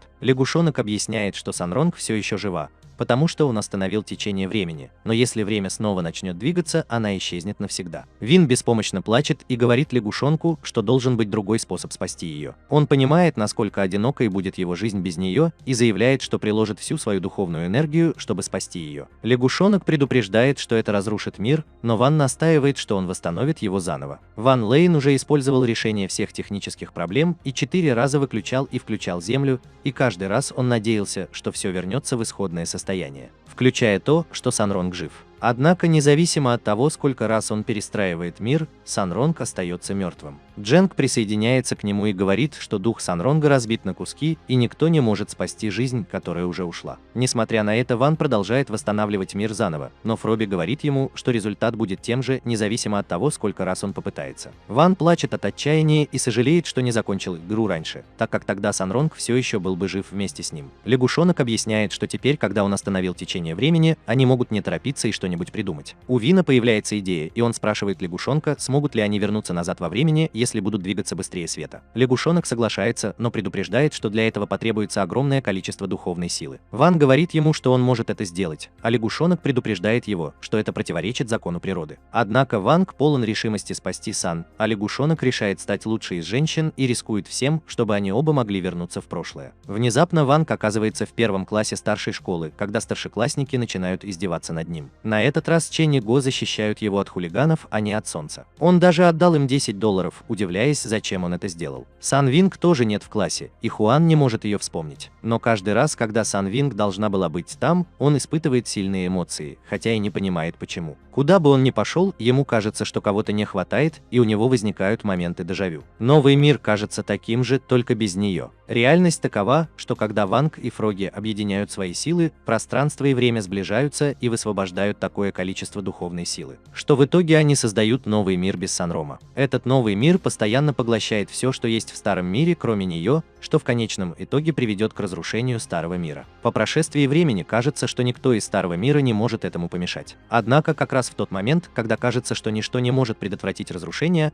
душа Сунь Жуна попадает в подземный мир. Правитель подземного мира потрясен, услышав ее имя, потому что у нее та же фамилия, что и у ее хозяина. Она проверила базу данных и обнаружила, что Сунь Жун действительно является потомком ее хозяина и бывшего правителя подземного мира. Более того, она понимает, что ее парень настолько расстроен ее смертью, что его действия угрожают уничтожить мир. Она немедленно отправляет Сунь Вона обратно в свое тело, а когда встает, то обнаруживает там дух меча Вана. Она спрашивает его, что происходит, кто он такой, и Джинг реагирует на это так, словно только что увидел Луфи на 5-й передаче. Тем временем в новом мире Ван и его класс посещают парк развлечений. У статуи предсказателя судьбы Чжоу является их гидом, и все пытаются попытать счастье, но Ван чувствует что-то неладное и решает испытать свою удачу. Ко всеобщему удивлению, статуя разбивается. Пока они продолжают участвовать в различных аттракционах и играх, Ван Лин страдает от дежавю. Чан и Го замечают, что он ведет себя странно, и Ван говорит им, что у него такое чувство, будто он уже был здесь с кем-то особенным раньше. Они напоминают ему, что они здесь для того, чтобы повеселиться, и советуют ему не волноваться слишком сильно. Они все вместе отправляются кататься на чертовом колесе, где Ван Лин в конце концов не выдерживает и понимает, что рядом нет кого-то важного. Тем временем в старом мире Санран узнает обо всем, что произошло, от духа меча Вана, и он говорит ей, что если они не разбудят Вана, этот мир рухнет. Скоро они будут уничтожены. Единственный способ сделать это для нее – забрать его меч и разрушить его новый мир. Сун Жун владеет мечом и устремляется в параллельную вселенную, где находится Вонг. Она уклоняется от механизма самозащиты Вселенной и умудряется проделать в ней разрез, через который она нападает на Вонга и разрушает границу между двумя мирами. Как только она это делает, ее воспоминания возвращаются к Вину, и его друзья говорят ему идти к себе. Мир, где его ждет девушка. Через трещину между измерениями Сунь Вэн вытаскивает Вана, и они воссоединяются. На этот раз Ван поворачивает время вспять и попадает в тот момент, когда Чэнь захватил алтарь из металла. Лу Ин раскрывает себя и пытается напасть на него, но прежде чем она успевает что-либо предпринять, Ван сажает ее на корточки и закапывает в землю издалека. Благодаря этому Сунь Жун остается в безопасности, и они тоже выигрывают соревнования. Однако Сунь Жун не помнит ничего из того, что происходило до этого момента. Она прибежала, чтобы отпраздновать их победу вместе с Ваном, но когда репортеры окружили ее, Фроби спросила Вана, доволен ли он тем, что только что произошло. Ван вспоминает события, которые разворачивались в искаженном мире, и он понял, что его великое восстанавливающее заклинание не возымело никакого эффекта, потому что мир изменился. Было слишком сумбурно. Лягушонок сказал ему, что есть только только один способ спасти мир, и для этого им придется повернуть время вспять. Однако это будет стоить Санрам потери воспоминаний о том, что Ванг сделал для нее. Сун Жун уверяет Вана, что даже если она не помнит, как они спасали друг друга, ее чувства все равно вернут ее к нему. Благодаря этому они вернули время вспять и спасли все. Пока Ван наблюдал за тем, как его друзья празднуют победу, его отец пришел к ним с новым амулетом. Лягушонок предупреждает его, что его чувства будут подавлены, как только он наденет его, и его отношения с Санронг тоже станут холодными. Однако, увидев, что Санрам и все остальные радуются своей победе, Ван спешит надеть новый амулет, надеясь на мир во всем мире. Когда его отец надевает новый амулет ему на шею, лягушонок предупреждает Вана, чтобы он никогда в будущем не совершал ничего столь безрассудного. Из-за того, что он разрушал и восстанавливал мир снова и снова, его духовная сила значительно уменьшилась, а Ван стал меньше ростом, жалуясь, что поддержание мира во всем мире – это хлопотно. В результате того, что Ван использует слишком много духовной энергии, весь мир превратился в хаос. Все технологии, работающие на духовной энергии, страдают, и люди не понимают, что происходит. Кроме того, такие мероприятия, как национальные соревнования по фехтованию на мечах, которые без необходимости потребляют слишком много духовной энергии, были приостановлены. Школы вновь открываются после летних каникул, и все во фракции 60 счастливы и довольны тем, что их команда попала в десятку лучших. Но участники не удовлетворены, потому что у них были хорошие шансы выиграть соревнование, если бы оно продолжалось. Ванг стал странно тихим и отстраненным с тех пор, как они выиграли у фракции 59, и Санран беспокоится о нем. Вскоре мисс Пан приходит в класс и собирает у всех задания, прежде чем рассказать им об изменениях в их учебной программе, поскольку они переходят на второй курс. Затем она заявляет, что с тех пор, как их школа победила элитную фракцию 59, департамент развития начал уделять им особое внимание. Поэтому сегодня днем они собираются провести тест на продвинутую духовную силу, и все, кто не достиг базового уровня, будут исключены из элитного класса. Кроме того, те из обычного класса, кто сможет преодолеть барьер, попадут в элитный класс. Услышав это, все заднескамеечники вскрикивают, и Санронг понимает, что они еще не достигли минимального уровня, необходимого для прохождения теста. Она уверена в своих способностях, как и Чин, и хотя Гоу нервничает, он думает, что справится. Однако, когда они говорят о своей подготовке, они внезапно начинают беспокоиться о Ване, полагая, что он все лето валяется без дела. Сун Жун спешит к нему и вызвалась передать часть своей духовной силы в его тело, чтобы помочь ему пройти испытание. Чен предполагает, что он может использовать специальный прием, который он получил от своей семьи и который может заставить любого преодолеть базовый уровень. Они начинают спорить о том, какая техника лучше подходит для Вина, и Гусь останавливает их, чтобы сказать, что Вонг уже покинул класс. Он идет в уборную, где появляется его дух меча, Джинг, и спрашивает его, что он собирается делать с тестом. Ван чувствует, что ему будет трудно скрыть свои способности,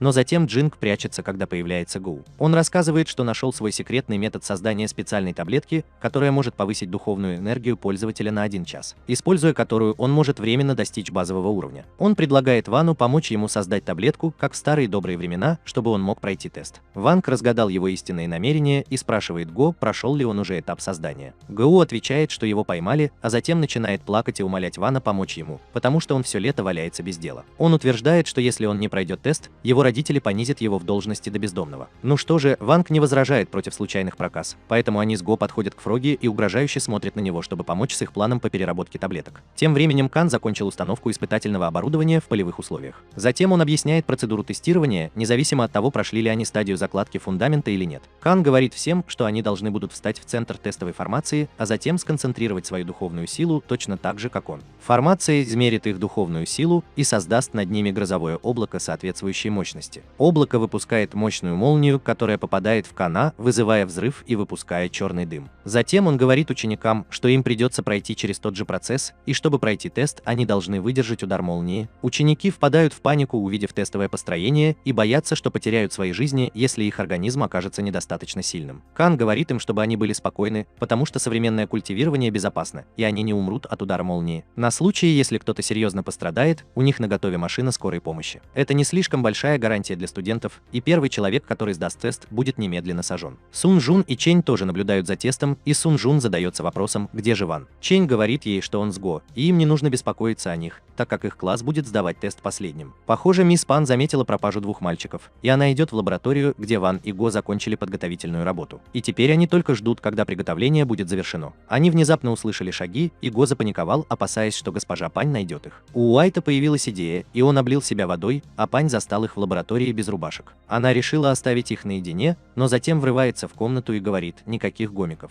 Она спрашивает их, какого черта они здесь делают, и Го отвечает, что они упали в бассейн и пришли сюда, чтобы обсохнуть. Затем Пан спрашивает его о печи, а Вин приказывает лягушонку отвлечь ее. Лягушонок набрасывается на нее и, воспользовавшись Воспользовавшись этим шансом, Гоу быстро достает таблетки из печи. Пока Пен втолковывает собаке какие-то манеры, она подходит к печи, открывает ее, но обнаруживает внутри несколько вонючих носков. Она в ярости и кричит на двух мальчиков, прежде чем покинуть лабораторию. Ван испытывает облегчение от того, что их не поймали, и спрашивает Гуля, где он спрятал таблетки. Он с сожалением говорит ему, что спрятал их у себя в желудке за несколько мгновений до того, как стал суперсаяном. Энергия от таблеток начинает перегружать его организм, и он начинает раздуваться до огромных размеров. Ван бьет его и выпускает из него весь воздух, в результате чего он теряет сознание. Го просыпается как раз в тот момент, когда наступает его очередь участвовать в тестировании. Он все еще обдумывает произошедшее, когда слышит, как Кан называет его по имени и заявляет, что если он не пройдет тест, то по умолчанию провалит его. Го бежит к строю, думая, что с ним все будет в порядке, потому что он принял несколько таблеток, но когда он смотрит на свое умывание, то обнаруживает, что их действие давно истекло. Он паникует и думает, что это его последний день в элитном классе. Однако, когда он собирает свою духовную силу и выживает после удара молнии, он понимает, что каким-то образом ему это удалось. На самом деле, именно удар Вана помог Го преодолеть узкое место и пробиться к промежуточной фазе основания. Следующая очередь за Вангом, и Го беспокоится о нем, потому что он не съел свою таблетку. Кан дарит ему защитный шлем, потому что его духовная сила слишком низка, и его друзья тоже беспокоятся о нем. Ван встает в середине строя и начинает сосредотачиваться на своей духовной силе. Появляется Джинг и говорит ему, что у этого строя есть фатальный недостаток, потому что он был разработан с учетом интересов только обычных людей. Облака, которые собираются над Вонгом, накрывают весь город и постоянно посылают в него мощные молнии. В то время как грозовые тучи имеют верхний предел напряжения, ограничения по времени нет, и Джингс говорит Вану, что молнии будут продолжаться до тех пор, пока вся духовная энергия вокруг них не будет поглощена формацией. Ванг не считает нужным беспокоиться, но Сан Рон в ужасе от того, что может не пережить освещение. Она бросается к строю и с помощью Кана начинает затыкать его, а другие его друзья присоединяются к ним. Однако они не могут вытащить гигантскую пробку из задницы, и духовная энергия вокруг них начинает быстро исчезать. Ван понимает, что им нужно как можно скорее прекратить это, и он бросает свой меч Санронгу. Как только она берет его в руки, она оказывается в искаженном мире, где они с Ваном спасают друг друга. Он говорит ей использовать меч, чтобы безопасно перерезать проволоку, поскольку дерево является изолятором, и она соглашается. Одним быстрым ударом Сунь Жун перерубает не только проволоку, но и землю, море и облака. Все это произошло благодаря силе Джинкса, и Ван выходит из строя и вручает Кану свой спасательный круг, спрашивая его, прошел ли он испытание. Канг теряет дар речи, потому что Ван совершенно невредим после удара такой мощной молнии. В то время как все заняты тем, что гадают, почему устройство только что вышло из строя, никто, кажется, не понимает, что Джинг использовал слишком много энергии в последнем эпизоде и случайно открыл трещину в пространстве. Через трещину духовная энергия Земли проникает в царство демонов, и император демонов, который правит этим местом, похоже, тоже заметил это. Он вызывает своего советника и спрашивает его о причине аномалии, которую он чувствует в своем измерении. Советник говорит ему, что в пространстве открылась трещина, соединяющая его с Землей. Разговоры о Земле напоминают императору демонов о том, что несколько лет назад он послал демоническую лягушку покорить ее. Его советник говорит, что они действительно послали свирепую демоническую лягушку, которая была на уровне короля демонов, покорить Землю, но больше о ней ничего не слышали. Император демонов в ярости из-за того, что лягушка задерживается слишком долго, не подозревая, что она стала школьным питомцем. Он также чувствует, что духовная энергия его измерения направляется к Земле через трещину, и советник не может в это поверить. Он утверждает, что средняя духовная энергия Земли была выше, чем у них в прошлом, и если она поглощает их энергию сейчас, это означает, что значение изменилось. Отклонено. Видя, что император в ярости, советник уверяет его, что он лично отправится на Землю и обязательно завоюет ее. Он посылает сообщение Фроги о своем визите, который впадает в панику, увидев, что его хозяин прибывает на Землю. Фроги мчится в дом Вана и застает его за просмотром новостей о том, как снижение духовной энергии Земли приводит к снижению урожайности сельскохозяйственных культур. Фроги сидит между Вангом и его отцом, и в это же время советник прибывает на Землю через портал. Вдохнув свежего воздуха, наполненного бодрящей духовной энергией, он достает свой Искал-15 и звонит Фроги, который вздрагивает, получив уведомление. Он игнорирует звонки и сообщения, и Джинки бросает взгляд на его телефон, прежде чем спросить его, кто этот человек, называющий себя его хозяином. Лягушонок рассказывает, что советник – воплощение всей мудрости царства демонов.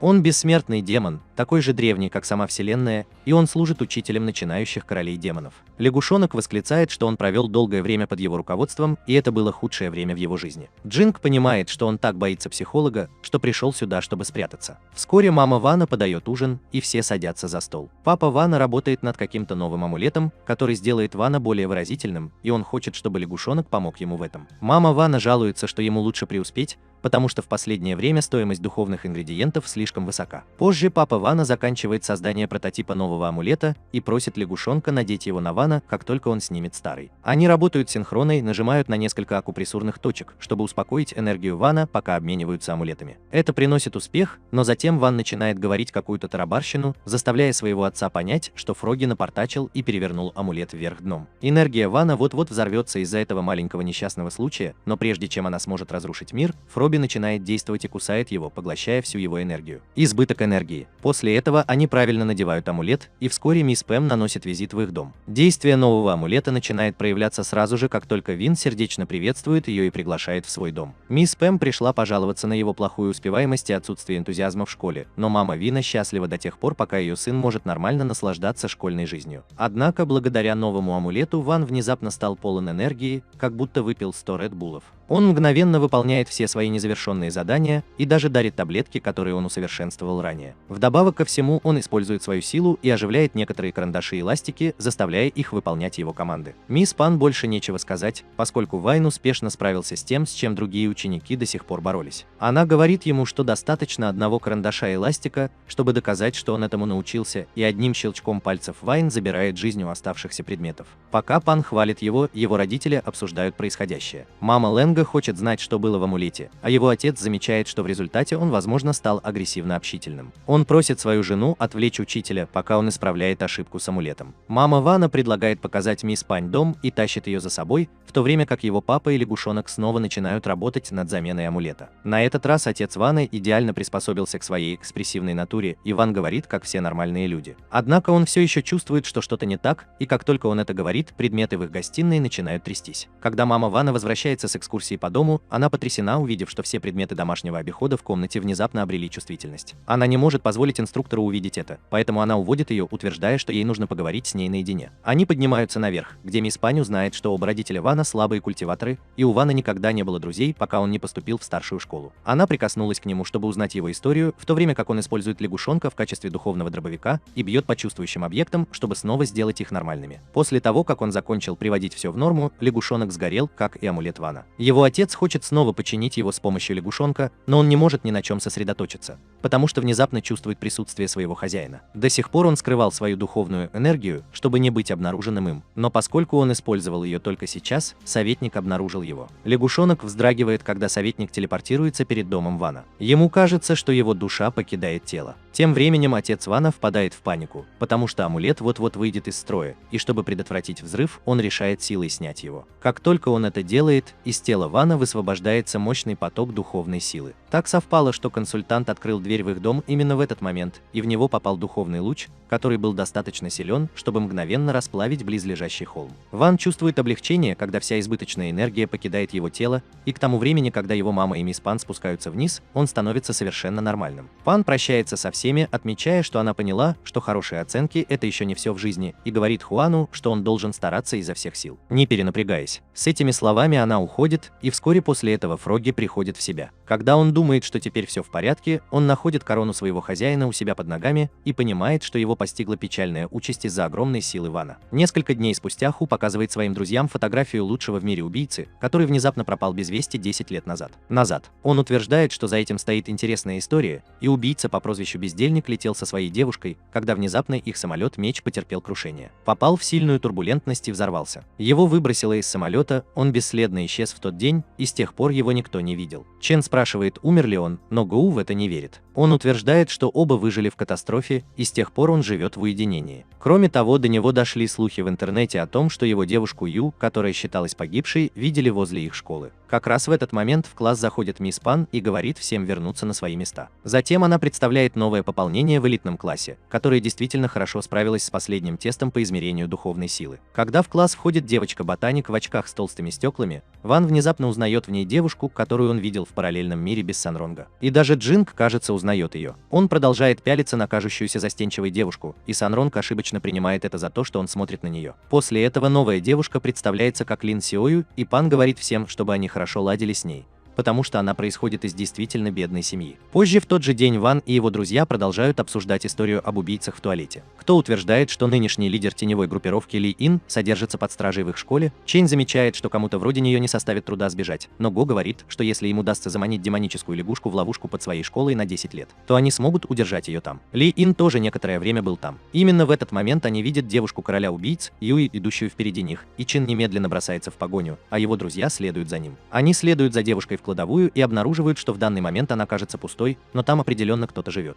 Они некоторое время бродят вокруг в поисках каких-либо улик, как вдруг слышат, что кто-то входит, и прячут его за столом. Того, кто входит в комнату, зовут Лин Сиою. Когда она начала раздеваться, Гоу и Чин испугались и вылезли из-под стола. На них навесили ярлык крутых извращенцев, и Лин вступила с ними в конфронтацию. Чин объясняет, что они просто искали тебя, но Лин ему не верит и швыряет в него метлой. Она попадает в статую позади них и активирует скрытый переключатель в ее голове, который открывает люк под ними. Все трое падают вниз, а Вино спокойно следует за ними. Тем временем Юй добрался до тюрьмы, где содержится Луи и ее младшая сестра. Она рада видеть свою старшую сестру и просит ее освободить ее, чтобы они могли возродить теневую фракцию. Она испытывает сильнейший шок в своей жизни, когда ты направляешь на нее свой лук духа. Она говорит лживо, что она неудачница, потому что не смогла выполнить миссию по неправильному убийству Солнца. И делает предупредительный выстрел, который задевает ее щеку, прежде чем упасть на пол позади нее. Прежде чем ты успеешь сделать что-нибудь еще, Гоу и другие с криками как сумасшедшие падают с крыши. Ван тоже стоит за ними, и он извиняется перед убийцей за то, что помешал воссоединению ее семьи. Затем он находит безопасное место для приземления и создает портал, который приводит туда всех его друзей. Они приземляются в темной комнате, и когда Ван включает свет, он обнаруживает, что это секретная база бездельника. Все начинают оглядываться по сторонам и, наконец, находят стену улик, в которой величайший убийца, похоже, расследует несчастный случай, который разлучил его со своей девушкой. Вернувшись в тюрьму, Ю рассказывает, что причиной несчастного случая был портал в мир демонов, и ее засосало в это дело. Она прожила в мире демонов 10 лет, переводя документы с человеческого на демонические языки. Однажды она обнаружила заказ на ее убийство, и тот, кто его получил, был никто иной, как ее младшая сестра. С другой стороны, Ван и его друзья тоже довольно скоро узнают правду. Гоу наносит на карту то, что им известно, и говорит, что 10 лет назад в один и тот же день произошли 3 очень важных события. 1 числа взорвался дирижабль, на борту которого находились Юи Айдлер, и ее высосало из него.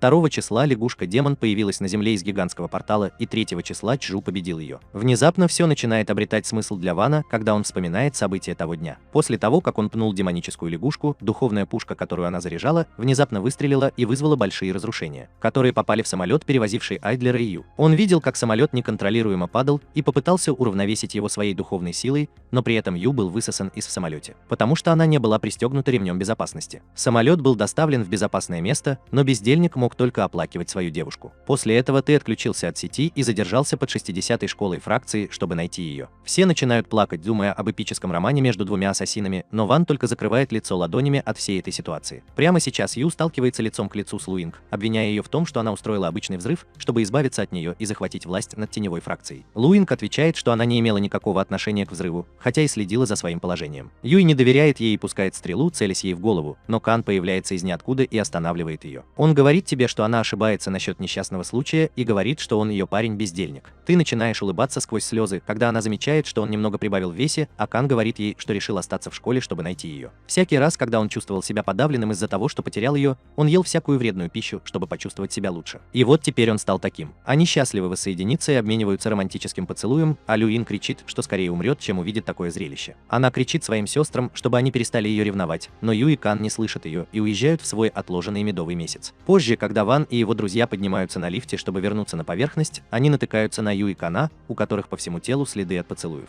Лица. Ван бросает один взгляд на них, затем на них самих и, наконец, все понимает. Вскоре после этого Кан посещает занятия по правильному уходу за своими духовными мечами. Он утверждает, что из-за неправильного использования духовные мечи могут затупиться и замедлить движение. Именно поэтому они скоро проведут ежегодный семинар по уходу за мечами. Дженг говорит Вану, что за ним никто не ухаживал с тех пор, как он был создан, так что он с нетерпением ждет этого, но Ван все еще не может выбросить Лин из головы. Позже, когда он едет на поезде домой со своими друзьями, Сун Ронг рассказывает, что ее меч Океан был уничтожен. Перекована, но ее дух меча еще не возродился после того, как она была принесена принесена в жертву, чтобы вызвать Феникса Бу. Чин говорит, что он регулярно обслуживает свой меч, используя онлайн-инструментарий Quad, и Санронг предупреждает его, что большие мечи нужно сдавать в ремонтные мастерские для надлежащего обслуживания. Го говорит, что у него есть купон на 20% скидку в ремонтной мастерской рядом с его домом, и Сун Жун демонстрирует свое богатство, показывая VIP-пропуска во все ремонтные мастерские в этом районе. Она поворачивается к Вонгу и спрашивает его, не хотел бы он присоединиться к ним в эти выходные, чтобы починить свой меч, не подозревая о том, что Джинкс уже занимается ремонтом в компании нескольких мамочек-шуберов. На следующих выходных Санронг поведет своих друзей в первоклассную мастерскую по ремонту мечей. Гэу и Чан не могут оторвать глаз от различных легендарных мечей в магазине, как это сделал бы любой настоящий мужчина, когда внезапно к ним подходит Лин. Она работает в магазине неполный рабочий день и занимается ремонтом мечей духа. Лин рассказывает всем, что она выросла в окружении мечей, а ее опекуном был сам дух ее меча, который был ей как старшая сестра. К тому времени ее родители уже ушли за молоком, и однажды дух меча тоже ушел, чтобы починить себя, и больше никогда не вернулся. С тех пор Лин работала в разных ремонтных мастерских, надеясь когда-нибудь увидеть свою сестру духа. Чен был тронут тем, что Лин так и не получила другого меча, потому что слишком сильно любила свой предыдущий. Но это просто клоунский момент, потому что она просто слишком разорена, чтобы купить другой. Затем Вин спрашивает ее, что она планирует делать на ежегодном семинаре по фехтованию на мечах на следующей неделе, и Лин не может ответить. Внезапно появляется Тан и начинает издеваться над 60 учениками фракции за то, что они настолько бедны, что даже не могут позволить себе купить меч. Он говорит, что поможет ей заработать немного денег и хороший бонус в придачу, и бросает в нее связку мечей. Спрашивая, она должна полностью отремонтировать и отполировать их к завтрашнему дню. Лин говорит, что это займет по меньшей мере 3 дня, но Тан не готов ее выслушать. Санронг использует свой VIP-пропуск, чтобы забронировать номер Лин на 1 день, чтобы она не подвергалась преследованиям. Но она останавливает ее, говоря, что сможет завершить работу, если будет работать в течение долгого времени. Лин говорит, что ей платят за каждый меч, который она чинит. Она отчаянно нуждается в деньгах, к тому же ее тело недостаточно хорошо для того, чтобы им могли пользоваться только фанаты. Когда Вэй и его друзья покидают ее, они жалуются, что это было прямое издевательство. Сун Жун предлагает купить меч для Лин, чтобы ей не приходилось так много работать, но Чень считает, что это плохо скажется на ее самооценке. Пока они обсуждают свои варианты, Ван останавливается перед зоной самопомощи, где любой желающий может выковать меч и оставить его себе. Он планирует выковать меч для Линя здесь, и все называют его гением. Лин выходит из магазина поздно ночью и запирает его, не подозревая о том, что ее друзья пробрались внутрь. Сунь Жун получила разрешение от владельца, в то время как Ван подготовил дизайн меча, и все решили пожертвовать сырьем. Сунь Жун читает инструкцию и предлагает, чтобы они оценили сырье на первое место. Гэу прикладывает клык зверя, который он купил онлайн, к сканеру и узнает, что он не имеет никакого значения. Он гордится этим, но Чин говорит ему отойти в сторону, когда он кладет фигурку, сделанную из метеорита, на сканер, который оказывается материальным уровнем. Он был шокирован и спросил, откуда у него это, а Чин ответил, что он украл это у своего отца. Следующая на очереди Сун, и она принесла зелье уровня АС+.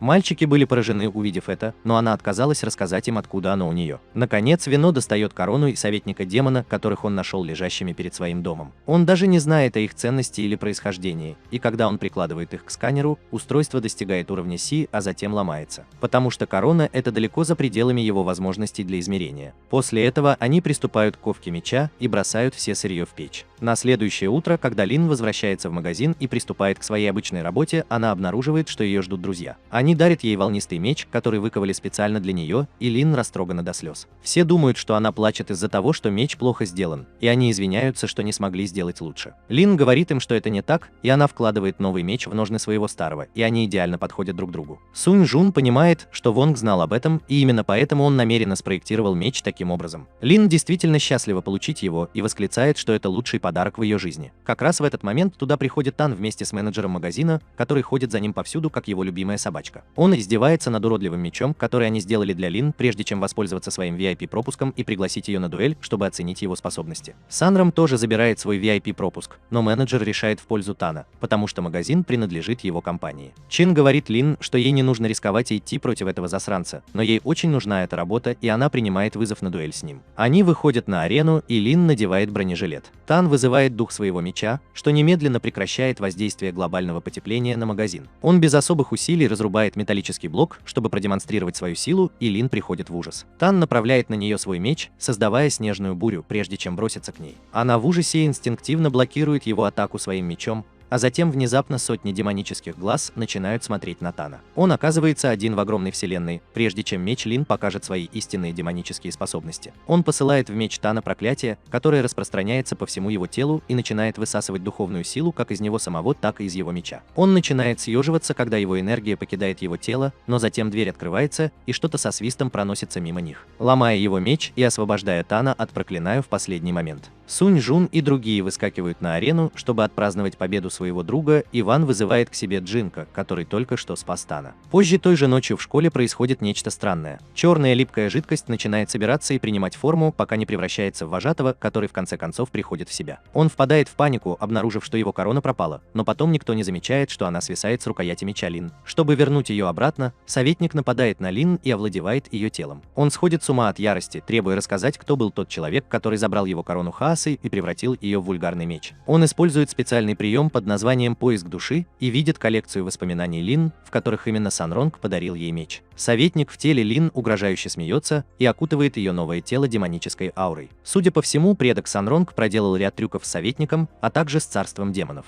И теперь он планирует осуществить свою месть. На следующий день отмечается праздник под названием День осеннего воссоединения, который по сути является Днем Святого Валентина для культиваторов. Люди изготавливают талисманы, чтобы дарить их своим близким, желая им хорошего самочувствия. Ван Го и Чан шпионят за парой, когда Кан приезжает туда и конфискует талисман, который девушка дарила своему парню. Увидев эту сцену, Сун Вонг начинает задаваться вопросом, как она может отдать свой талисман Вану, как вдруг позади нее появляется Лин. Она предлагает ей нарушить правила и остаться в школе на ночь вместе с Ваном, а затем вручить ему подарок. Тем временем Гоу рассказывает своим друзьям о зеркале в школьном подвале, которое каждый год в эту ночь показывает будущее. Чону не терпится проверить это, но когда он узнает о сверхъестественных историях, связанных с зеркалом, например, слышит голос девочки и видит, как она приходит, выйдя из туалета, он быстро сдается. Ван игнорирует их ради своей хрустящей лапши, когда в класс заходит Сунь Вунг, гладит его по голове линейкой и азбукой Морзе, отказывается вдаваться в подробности и уходит. Это послужило сигналом для Вана встретиться с ней вечером у школьных ворот, и хотя он этого не понимает, его любопытные друзья догадываются об этом за него. Ночью Ван Пэй отправляется на рассвете к школьным воротам, но он не один. Пайди и Чень последуют за ним, а Санронг не в восторге от их присутствия. Они решают найти зеркало, которое показывает будущее, и Чень пугается проходящей мимо кошки. После этого он пытается сделать храброе лицо, но внезапно натыкается на Лин и обмочился в штаны. Сун Жун рассказала, что она попросила Лин быть их гидом, так как она живет в школьном кампусе, но Ван заметил, что с ней что-то не так. Внезапно земля начинает трястись, и они слышат страшный женский смех. Они недоумевают, что происходит, не подозревая о том, что все это дело рук Лю Ин. Она стала Йонду из Стражей Галактики, управляла стрелой, оставленной ее сестрой, и вырвалась на свободу из своей тюрьмы. Теперь, когда она свободна, она хочет найти путь к отступлению, и, к счастью, она видит трещину в стене, из которой вытекает вода. Это приводит ее к канализационной системе, и она взбирается по трубам примерно в то же время, когда Го и Чен справляют нужду. Они чувствуют какие-то вибрации, исходящие от унитаза, и как только Го открывает его, сильный поток воды прижимает его к стене. Сначала Чен теряет сознание от испуга, а затем Гоу следует за ним, когда видит руку, высовывающуюся из унитаза. Ван и девочки бросаются им на помощь, услышав их крик. Пока Сунь Жун будет Го, Ван замечает, что Лю Ин убегает из туалета. Поэтому он просто смывает ее как дерьмо, которым она и является, и отправляет обратно туда, откуда она пришла. Похоже, она позаимствовала чью-то сюжетную броню, потому что она приземляется на секретной базе Кана и находит лифт. Тем временем Санронг накладывает амулеты на лица своих друзей, которые находятся без сознания, гадая, что заставило их потерять сознание. Лин предлагает им продолжить свое приключение, а Санронг думает, что это ее шанс побыть наедине с Вонгом. Однако, когда он узнает, что Луинг снова убегает, он решает остановить ее первым. Он находит ее в лифте и заставляет ее провалиться сквозь пол. Сун Жун и Лин прибежали, чтобы найти только дыру, а затем Лин уходит, чтобы дать паре немного побыть наедине. Джен и Ван оба заметили, что внутри нее прячется демон, но пока не хотят, чтобы их беспокоили. Вино и сын неправильно гуляют по школе и наконец подходят к зеркалу, где она примерила его, прежде чем отдать ему талисман, который она сделала сама. Однако как раз в тот момент, когда она собирается отдать его ему, появляется Лин и разбрызгивает вино по коридору. Сан Винг не понимает, что происходит, но потом она видит отражение Лин в зеркале и понимает, что на самом деле она демон. Она достает свои мечи, чтобы сразиться с ней, но советник мгновенно удерживает ее, прежде чем сказать, что зеркало на самом деле является вратами в царство демонов. Он говорит, что этой ночью он может открыть дверь в царство демонов и забрать ее туда, чтобы отомстить. Он просовывает руку в зеркало, и луна и весь остальной мир внезапно окрашиваются в красный цвет.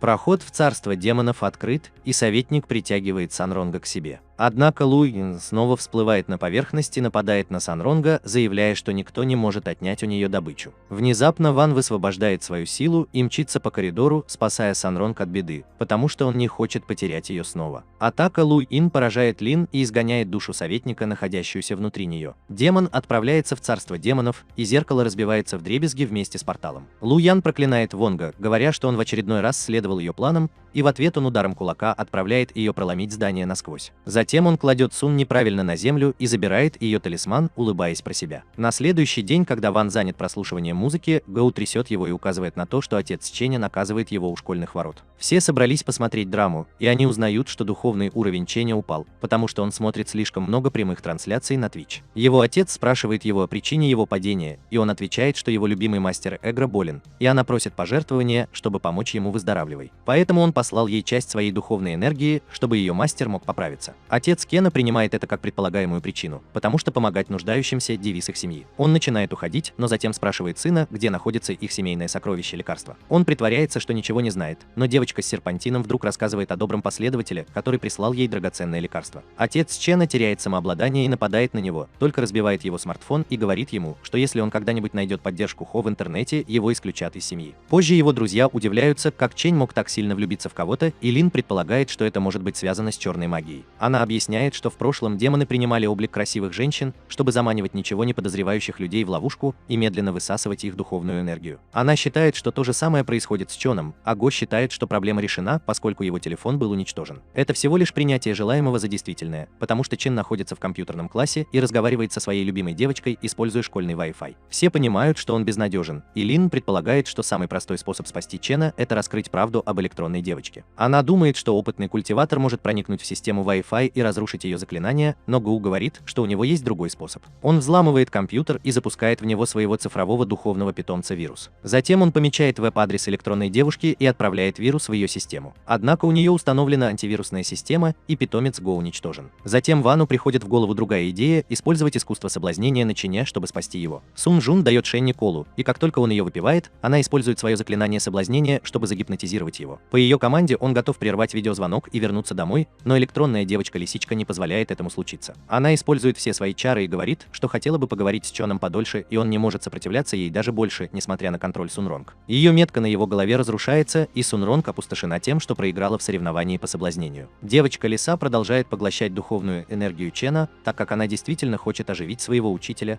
но он никто иной, как советник. Пока друзья Вана гадают, как им спасти Чена, к ним приходит отец Чена. Он замечает, что в юности он тоже был большим простаком, но его сын оставил его далеко позади. Он начинает плакать, но когда он слышит, что Чен все еще тратит деньги и духовную энергию на девочку-лису, он не может сдержать свой гнев и разрубает монитор пополам. Чен опустошен потерей связи и не подчиняется приказу своего отца вернуться домой. Вместо этого он использует высокоуровневую технику, чтобы проникнуть в киберпространство. Он вставляет в свое тело разъем Атми, и с яркой вспышкой его дух попадает в киберпространство. Чен выходит из-за монитора в комнате Фоксбора и начинает искать ее. Поразительно, но ее комната представляет собой темную пещеру с вырезом, напоминающим комнату. Внезапно он чувствует, что кто-то стоит у него за спиной, и, обернувшись, видит ужасного монстра. Чен отступает назад, гадая, кто же этот монстр, как вдруг он принимает облик девочки-лисы. Он понимает, что его поймал на крючок уродливый демон и пытается напасть на нее. Но это бесполезно, так как его дух не может причинить вреда физическому телу монстра. Однако демон может засосать его, используя старый добрый пылесос. Чин держится изо всех сил, когда внезапно видит на мониторе Санро. Демон говорит ему, что его друзья не смогут спасти его, но она ошибается, потому что внезапно из экрана появляется рука и отталкивает ее, прежде чем утащить душу Чена обратно. Именно Вонг сам проник в киберпространство и успешно вернул Чена в его тело. Позже тем же вечером Ван смотрит новости о том, как Чжу и его команда уничтожают базу уродливого монстра. Они вернули духовную энергию, которая была собрана у глупых простаков, но главные виновники этой аферы пропали без вести. Ванга это не волнует, но следующая новость привлекает его внимание. Компания Flower Curtain Group, принадлежащая семье Сунронга, была объявлена банкротом, и они больше не могут выплачивать свои долги. Вскоре Ван и друзья решают навестить Сунронг в ее новом доме и обнаруживают, что переехали в собственность своих предков,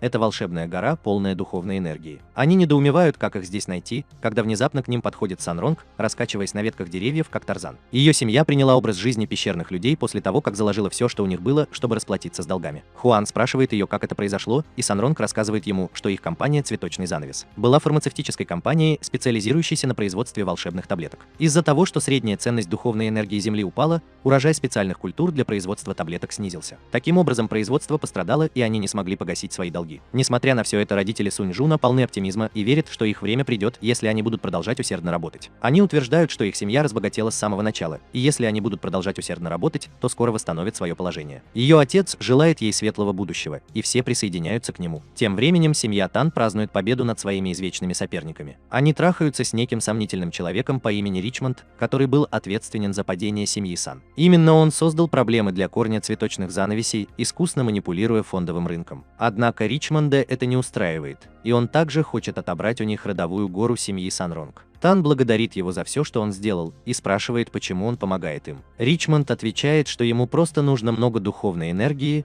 и будет лучше, если это произойдет за счет семьи Сан. Вернувшись в горы, отец Санронга рассказывает детям истории о днях своей славы, в то время как Ван и Санронг беседуют у окна. Санронг показывает ему ручей и говорит, что когда-то это был огромный водопад, который защищал пещеру. Однако Нап вот-вот вымрет, и когда это произойдет, духовная ценность горы станет нулевой. Ван говорит, что он может помочь ей, но Сунь Жун отказывается принять его помощь из-за своей гордости. После этого они возвращаются домой, и их чуть не сбивает лихач. Они садятся в поезд, где слышат новость о том, что семья Тан собирается приобрести все активы семьи Сун, а их родители собираются пожениться. Услышав эту новость, все впадают в панику и недоумевают, как это могло произойти так внезапно, а Лин даже не может назвать Суна неправильным. Ван говорит, что лимузин, который проехал мимо них, когда они покидали гору, принадлежал семье Тана, и он решает вернуться на гору, чтобы помочь их семье. Друг. Они вооружены мечами и приближаются к горе, готовые начать войну. Лакеи Тана также находятся там, чтобы остановить их, а рыжий парень – это первая линия обороны. Он приказывает группе Вана вернуться, но Го напоминает ему, что ему сильно надрали задницу на турнире по фехтованию на мечах. Джинджер насмехается над ним, говоря, что это больше не повторится, и Чень бросается на него. Джинджер тоже приходит туда, так что Го тоже присоединяется к драке. Го и Чин атакуют, но не могут пошевелиться из-за духовной паутины Йиши. Однако Лин остается позади, чтобы поддержать их, и выпускает духовных бабочек, которые разрушают паутину ее контроля. Го и Чин могут продолжать свою борьбу, а Лин преследует Йишу. Используя их в качестве приманки, Ван бежит к горе, где собрались гости. Отец Тана заявляет, что сегодня вражде между двумя семьями наконец-то придет конец. Они купят все имущество семьи Сун, и их дети тоже поженятся, превратив две семьи в одно целое. Он призывает Сунронг и Тан подписать брачный контракт ее кровью. Тан подписывает его первый, а затем передает Сунронг, прося ее поторопиться. Как раз в тот момент, когда она собирается порезать себе большой палец, Ван берет ее за руку и убегает вместе с ней. Тан немедленно приказывает охранникам преследовать их, но Ван и Сунрон воссоединяются со своими друзьями, которые выиграли свои бои. Однако именно в этот момент отец Сунрон окликает ее, и она отпускает руку Вана, говоря ему, что выходит замуж за Тана по собственному желанию. Уилл. Она объясняет, что после того, как он вчера ушел, отец Тана пришел к ним с предложением спасти их компанию, если Сун Жун выходит замуж за своего сына. Она наотрез отказалась выходить замуж за этого придурка, но у ее родителей были другие планы. Они заставили ее выслушать детали соглашения, утверждая, что запуск их компании был направлен на общее благо. Санронг не смогла противостоять давлению и поняла, что она должна стать парикмахером группы «Цветочный занавес» и пройти этот нелегкий путь. Теперь Сан Винг извиняется перед Вонг и другими своими друзьями, говоря, что она готова пожертвовать своей жизнью. К сожалению, их пути расходятся, и Ван не может оторвать взгляда от талисмана, который подарила ему Сунь Жун. Они проходят через бассейн с водой у подножия горы, и Ван кое-что осознает. Он бросается в маленький бассейн и вытаскивает оттуда щупальца древнего демона-паразита. Лин знает об этом и замечает, что это звездный червь, печально известный тем, что высасывает духовную энергию из места своего обитания. Они понимают, что этот паразит ответственен за истощение духовной энергии волшебной горы, и Ван пытается вытащить его на землю. Однако они до сих пор понятия не имеют, что за всем этим стоит человек по имени Ричмонд, который на самом деле был демоном. Друзья Вана присоединяются к нему, и они наконец вытаскивают гигантского демона-паразита из земли. Ван приказывает ему вернуть всю духовную энергию, которую он украл, и демон начинает светиться, возвращая духовную силу по его приказу. Паразит взрывается, выпуская золотой столб света, который затем превращается в фонтан воды. Сон Ронг собиралась подписать брачный контракт, когда это произошло, и она не могла поверить, что водопад с их волшебной горы течет в обратном направлении. Отец Тан пытается убедить ее, что в этом нет ничего особенного, и говорит, что им следует вернуться к церемонии. Внезапно прибежала его секретарша и сообщила ему, что стоимость акций их компании резко упала и приблизилась к нулю. Сразу после этого в комнату врывается телохранитель Санрана, чтобы сообщить всем, что стоимость их акций снова растет с огромной скоростью. Пока все недоумевают, что происходит, на место происшествия прибывает Джу со своим отрядом спецназа. Он заявляет, что они нашли доказательства того, что группа Тан сотрудничала с царством демонов, чтобы разрушить семью Сун, именно поэтому все их активы были заморожены. И они должны быть немедленно задержаны. Пол Тан и его семья в ужасе, а семья и друзья Сун Ронга в восторге. Когда слуги поздравляют ее с возрождением семьи, она замечает в окне Вана и улыбается ему. Вскоре после этого организуется национальное шоу танца мечей God Talent of Cultivators, чтобы оценить растущих культиваторов по их способности красиво и грациозно обращаться со своими духовными мечами. Судьями турнира будут Зо, инструктор Си из фракции 59 и два кумира-подростков, известные своими навыками танца на мечах. Соревнование начинается, и первый участник – никто иной, как Сун Рон. Она представляется судьям и говорит, что в прошлом году на соревнованиях по фехтованию на мечах половина ее мечей, а также дух ее меча были уничтожены. Сун Жун говорит, что она знает об этом, и именно по этой причине она здесь, чтобы улучшить свои способности в обращении с мечом под руководством опытных судей. Затем она заявляет, что продемонстрирует им особое мастерство семьи Сун, называемое танцем океана. Сун Жун владеет дюжиной мечей одновременно и грациозно танцует с ними, не подозревая о том, что демон Ричмонд скрывается под зданием и использует специальное устройство, чтобы заставить ее мечи выйти из строя. Мечи приходят в неистовство, некоторые из них нападают на Санронга, в то время как другие устремляются к морю. К счастью, Кан был в зале и спас ей жизнь благодаря своей быстрой реакции. После этого Джу говорит Санронг, что она пыталась сделать что-то, чего еще не освоила, и все начинают насмехаться над ней. Сон Ронг печально собирает свои мечи и уходит со сцены, где ее ждут Лин Вон. Она утверждает, что бесполезно без духа своего меча,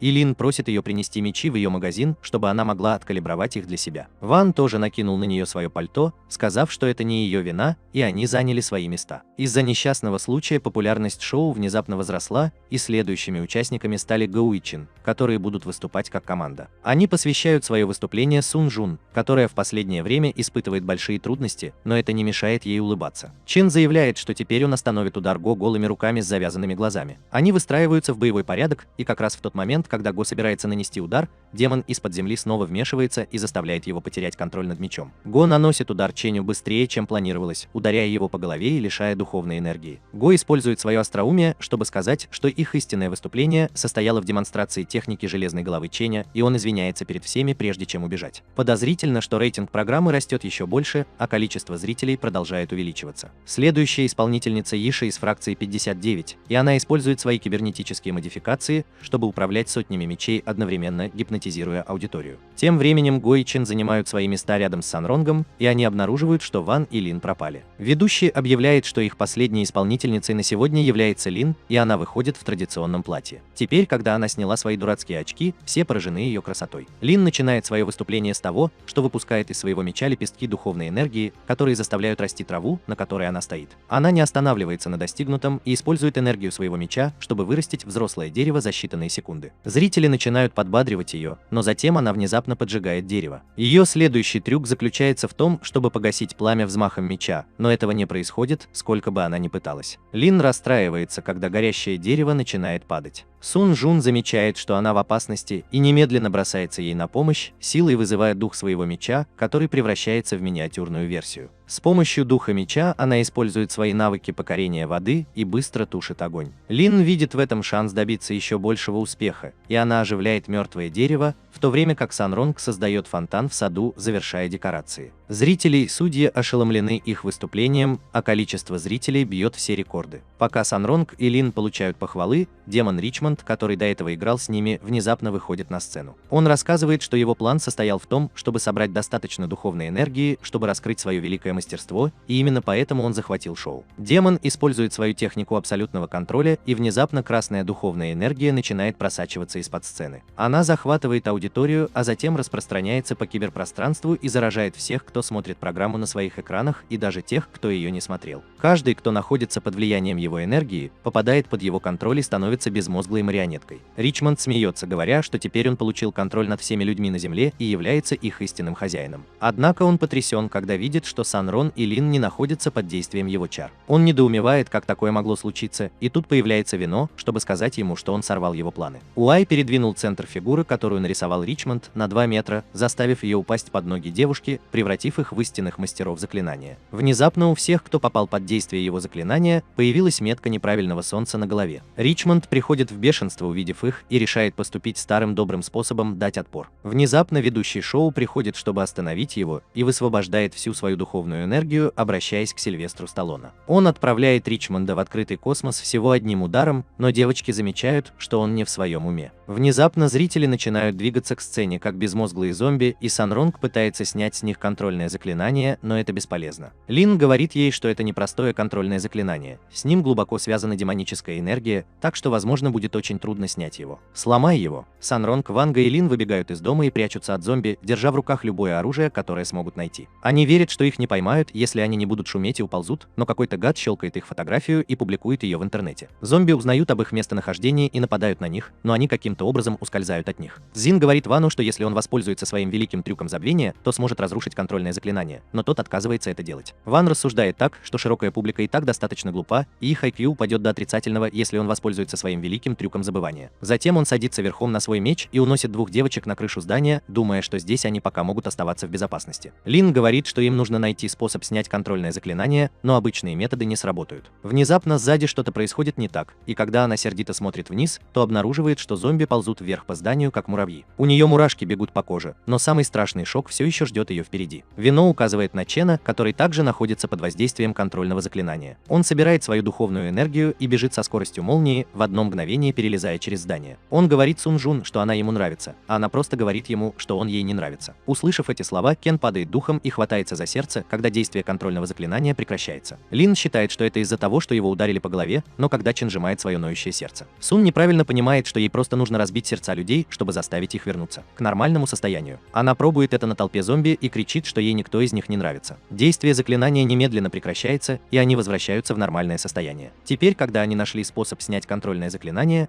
Лин предлагает Санронгу запустить прямую трансляцию, чтобы подключиться ко всем сразу, но сигнала нет. Внезапно они слышат чей-то смех с соседней башни и обнаруживают, что это Луи Инг, который однажды сбежал из тюрьмы опять же благодаря путанице, вызванной заклинанием абсолютного контроля. Она заявляет, что никогда не позволит Сунронг разрушить контрольное заклинание, используя ее прямую трансляцию, но она находится слишком далеко, чтобы ее было хорошо слышно. И группа Вана видит только ее болтовню, как идиотку. Затем они замечают метеорит, летящий в ее сторону, и пытаются предупредить ее. Но уже слишком поздно, и она разрушается вместе с башней. Ван использует свою духовную энергию, чтобы выяснить причину внезапного падения метеорита, и обнаруживает, что именно Ричмонд целился в них. Сейчас Сун Жун в депрессии, потому что она знает, что рядом с ними на сотни миль нет ни одной башни, и один из них указывает на небо, говоря, что они там можно получить помощь с Международной космической станции. Чен говорит, что оттуда можно добраться до всего мира, но попасть туда без разрешения невозможно. Ван показывает ему 2 билета на космическую станцию, которые были наградой за победу в конкурсе танца с мечом, но он просто стащил их у ведущего. Затем он сажает своих друзей на свой деревянный меч и едет дальше, но меч не выдерживает такого веса, и они разбиваются о землю. Зомби бросаются на них,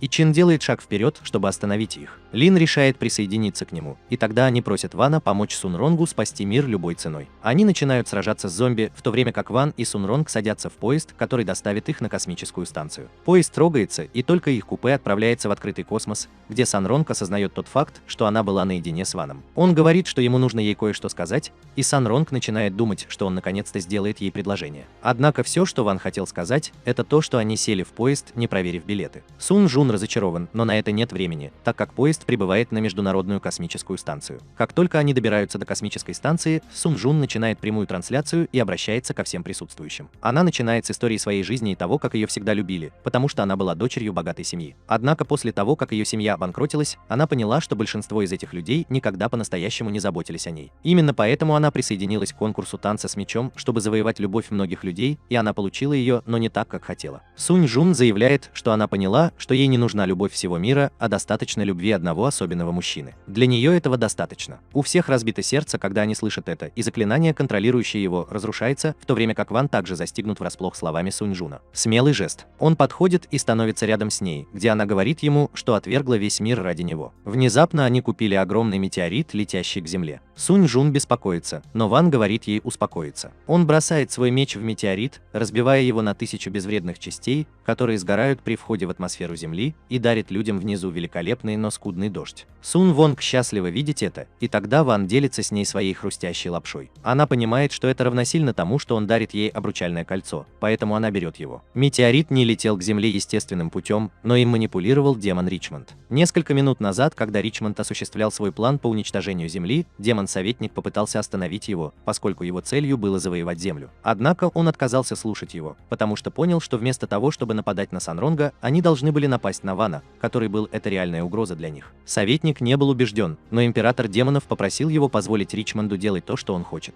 Затем Ричмонд превратился в свою змееподобную форму, когда летел на метеорите, но был уничтожен атакой Вана. Император демонов, увидев это, пришел в ярость и приказал своему советнику готовиться к войне. По его команде советник зажигает факелы измерения, которые являются особым артефактом. Тем временем Ван и Санронг планируют еще немного насладиться своим свиданием на Международной космической станции, но проходя через ворота. Они внезапно обнаруживают, что превратились в дерьмовую трехмерную компьютерную анимацию. Санронг впадает в панику, задаваясь вопросом, что же это такое в Дэдпуле, разрушающем четвертую стену, а затем Ван указывает, что Земля все еще выглядит такой же старой. Армия демонов готовится к войне, и советник создает гигантский портал, соединяющий их мир с Землей. Демоны вторгаются на Землю и начинают сеять хаос, преследуя людей и разрушая здания. Важные шишки, отвечающие за оборону Земли, устраивают собрания, и зоопарк сообщает им, что отряд специального назначения не может сражаться с демонами прямо сейчас, потому что они слишком заняты эвакуацией мирных жителей. Однако у него есть идея, как победить демонов раз и навсегда. Зоопарк объясняет, что во фракции 60 есть трещина в пространстве времени над школой. Кроме того, там есть усовершенствованная испытательная машина, и несколько месяцев назад она вышла из строя во время тестирования Вонга и выпустила мощные молнии постоянно. Он предполагает, что они могут установить испытательную машину и убить демонов одним махом. Но сильнейший в мире практик самосовершенствования сейчас недоступен. Клоун, который является номером 2, заявляет, что ты будешь управлять машиной и докажешь всем, что он такой же сильный, как и номер 1. Чжуй и отряд спецназа пытаются отвлечь демонов, пока номер 2 готовит машину, но задача кажется им слишком сложной. Тем временем Ван и Санром застряли в петле с 3 точками D и не имеют возможности выбраться. Ван окутывает Санрома защитной аурой, а затем ломает стену космической станции, надеясь сбежать из их компьютерной тюрьмы. Он пробивает стену только для того, чтобы оказаться прямо перед ними, выглядывая сквозь стену, которую они только что проломили. Это не просто один, а бесконечно повторяющийся цикл Вана и Сунронга, запертых в пространственной тюрьме. Сунронг задается вопросом, как они могут сбежать из этой тюрьмы, и Ван отвечает, что если бы его меч Джинг был здесь, он мог бы освободить их в одно мгновение. Но он немного сильно толкнул его, и прямо сейчас он возвращается с Юпитера. Сидя на своем троне, император демонов видит величайшую угрозу для армии демонов, захваченной в плен заклинанием советника. Советник рад слышать похвалу от своего учителя и говорит, что из-за того, что некоторые лампы измерений были случайно опрокинуты, его пространственная тюрьма не идеальна, но это так. Он все еще достаточно хорош, чтобы удержать даже Вонга. Находясь на космической станции, Сун-Джун потеряла надежду когда-либо выбраться из пространственной тюрьмы, и она боится, что даже если они в конце концов выберутся, мир будет уничтожен. Ванг занят тем, что пытается что-то выяснить, и ему наконец удается взломать матрицу и изменить стиль анимации еще раз, превратив себя в трехмерных персонажей с высокой детализацией и частотой кадров. Они смотрят на Землю и видят, что там бушует гигантский циклон. В небе над школой 60 фракций Джу был загнан в угол гигантским демоном, который приказывает ему сдаться. Однако мастер номер 2 закончил настройку машины грома, и он высвобождает свою духовную энергию, чтобы вызвать интенсивные облака, и превращается в огромного Пикачу, выпуская мощные молнии, которые уничтожают демонов. Гигантский демон пытается остановить его, но Джуо и его команда возводят барьер вокруг мастера и защищают его, пока он не победит всех демонов. Когда все начинают думать, что они победили, портал внезапно увеличивается в размерах, и из него падает гигантский цилиндрический камень. Он размером с мой гигантский цилиндрический камень, но мастер номер 2 полон решимости помешать ему упасть на землю. Он высвобождает всю свою энергию, когда хватает камень, и несмотря на то, что ему приходится вставать на колени, ему удается удержать его. Императора демонов забавляет его демонстрация силы, и он начинает смеяться над тщедушным человеком. Одним движением пальца он создает тысячи порталов по всей Земле, и из них спускаются такие же гигантские камни. Эти камни на самом деле являются космическими кораблями демонов, и демоны вылетают из них. Увидев это из космоса, Санронг думает, что Земля обречена, но Хуан говорит ей, что надежда все еще есть. Он подходит к лифту и поднимается поднимает зеркало, которое находится внутри него. Санронг спрашивает его, что он планирует делать, и он говорит ей, что пространственная тюрьма, в которой они находятся, похожа на игру. И он собирается перегрузить видеокарту, чтобы она вышла из строя. И лучший способ сделать это – использовать зеркала. Он ставит два зеркала лицом друг к другу, а затем встает между ними. Когда Уай высвобождает свою духовную энергию и начинает светиться, бесконечное количество отражений начинает разрушать тюрьму. Затем он просит Санронг использовать ее дух меча, чтобы увеличить нагрузку на тюрьму, и она это делает. Пространственная тюрьма начинает давать сбои и зависать, а пространственные лампы в царстве демонов внезапно переходят в турборежим. Они начинают гореть слишком сильно и слишком быстро, и советник не в состоянии держать их под контролем. Несколько мгновений спустя все лампы внезапно вспыхивают в одно мгновение, и пространственная тюрьма, окружающая Международную космическую станцию, исчезает. Ван и Сун Жун снова вернулись в свои тела. Ван просит ее остаться здесь, пока он спасает мир, но Сун Жун беспокоится, что его личность будет раскрыта, если он это сделает. Его это больше не волнует, и он мчится к Земле с гиперзвуковой скоростью. На Земле демоны сеют панику и разрушение, и даже Чжу потерял всякую надежду. Внезапно один демонический космический корабль взрывается и падает на Землю, и Чжу понимает, что герой здесь, чтобы спасти положение. Ван стоит на вершине рухнувшего космического корабля, излучая золотистую ауру. Он уже собирается действовать, как вдруг рядом с ним появляется Лин с красивыми крыльями бабочки. Он потрясен, увидев ее, и она что-то шепчет ему, прежде чем телепортировать его прочь. Она садится в поезд, путешествующий по мультивселенной, и рассказывает свою предысторию. Много лет назад, когда Лин была еще ребенком, ее отец учил ее особому волшебству, присущему их виду. На их мистической и неземной родине Лин пыталась собрать свою духовную энергию и использовать ее так, как велел ей отец, но у нее ничего не получилось. Она была ребенком расы бабочек, но у нее еще не проявились крылья. Лин было грустно, что в будущем у нее, возможно, тоже не смогут вырасти крылья, но ее отец сказал ей, что она просто поздно расцвела. Он сказал ей, что крылья людей-бабочек обладают особой способностью, которая позволяет им свободно перемещаться в любое измерение, и это очень важно. Почему многие инопланетные расы пытаются захватить их в плен? Он хотел, чтобы его дочь тоже научилась использовать свои силы, потому что в последнее время демоны стали проявлять агрессию по отношению к ним. Это было все, что он хотел сказать, и внезапно в небе открылась трещина, из которой начали падать демонические космические корабли. Отец Лин знал, что происходит, и в последней отчаянной попытке он создал портал и отправил свою дочь через измерение, попросив ее остаться в безопасности. Портал закрылся, когда Лин плакала, наблюдая, как на ее отца нападают демоны. Именно так она оказалась на Земле и была найдена духом меча, который вырастил ее. Теперь Лин рассказывает Вану, что это был день, когда клан бабочек был уничтожен армией императора демонов. Она утверждает, что для демонов обычное дело вторгаться в другие миры и уничтожать тех, кто обладает меньшей силой, чем они, и поглощать их духовную энергию. Ван спрашивает ее, почему клан бабочек не сопротивлялся, и Лин высмеивает его за глупый вопрос. Она отвечает, что раса демонов стала слишком могущественной, а император демонов завоевал тысячи слов, не сходя со своего трона. Она утверждает, что Землю скоро постигнет та же участь. И говорит Хуану, что он поймет, насколько бесполезно сопротивляться императору демонов, когда встретится с ним человек в ближайшее время. Тем временем все люди на Земле находятся на грани потери надежды, как вдруг они получают уведомление о прямой трансляции. С персоналом Международной космической станции что-то не так. Она всем говорит, что несмотря на то, что шансы у них подавляющие, все они совершенствуются. Она призывает всех использовать духовную энергию, которую они так долго культивировали, чтобы защитить свою планету от вторжения демонов. Речь Сунь Жуна трогает каждого, и все люди на Земле восстают против демонов. Император демонов тоже слышит ее речь и аплодирует ей, называя ее достойной прической легендарного героя. Однако он приказывает своим солдатам уничтожить ее, чтобы разрушить надежды всех людей. Внезапно Линин и Ван телепортируются в тронный зал императора демонов, и она склоняется перед ним. Она заявляет, что привела Вонга к нему в соответствии с его инструкциями, и теперь он должен сдержать свое обещание и освободить сестру своего духа меча. Советник использует свою силу, чтобы поставить ее на колени, говоря, что ни одно слабое существо не заслуживает того, чтобы стоять перед императором демонов. Однако он расстраивается, когда его трюк не срабатывает с вином, который просто взмахивает рукой и отправляет его врезаться в стену. Император демонов смеется над этим и встает, замечая, что за последнюю 1000 лет ничто не заставило его поднять свою ленивую задницу с трона. Но Ван слишком интересен, чтобы его отпускать. Когда он подходит к нему, Лин вздрагивает от страха и начинает пятиться назад. Император демонов спускается по лестнице, и Ван спрашивает его, закончится ли война, если он просто убьет его. Император демонов прыгает перед ним и наносит ему мощный удар, но Ван просто блокирует удар одной рукой, шокируя его. Вернувшись на Землю, космическая станция подвергается нападениям со всех сторон, и Санронг не видит никакой надежды на победу. Внезапно космические корабли демонов вокруг них взрываются один за другим, когда Джинг проходит сквозь них. Он направляется к Солнцу неправильно, и она помнит все, пока держит его на руках. Она спрашивает его, не угрожает ли Вану какая-нибудь опасность, и Джинг замечает, что его хозяину ничего не угрожает. Опасность представляет он сам.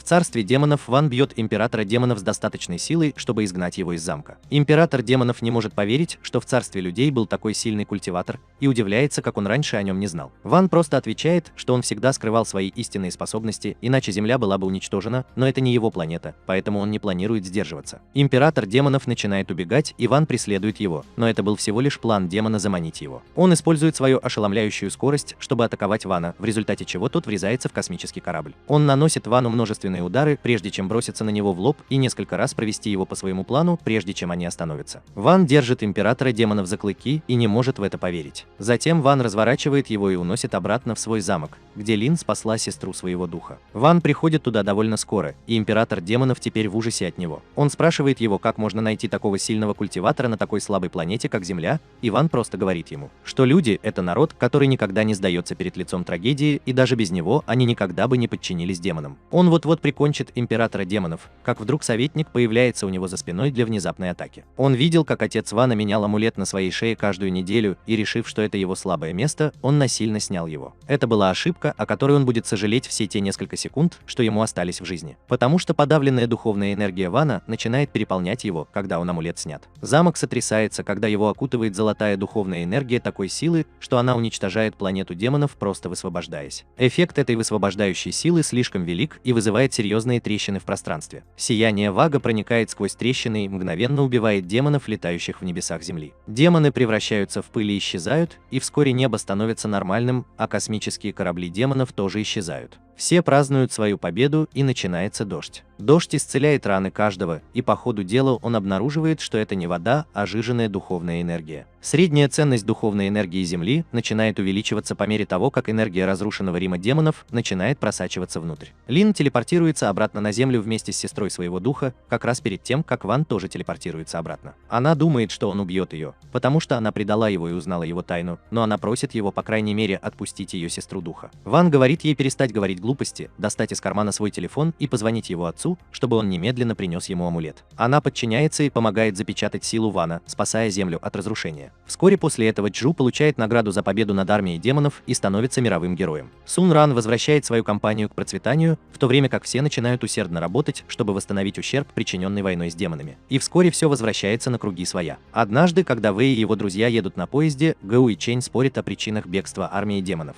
Они задаются вопросом, кто те таинственные герои, которые уничтожили их космические корабли, но картина слишком яркая, чтобы что-то четко рассказать. Они считают, что он должно быть лучший культиватор в мире, и начинают валять дурака. Сун Рон смотрит на идиотов, а потом спрашивает Вана, что именно произошло в тот день. Однако он беззаботно спит, потому что у него наконец-то появился шанс сделать перерыв в своей жизни, который не перестает быть экстраординарным.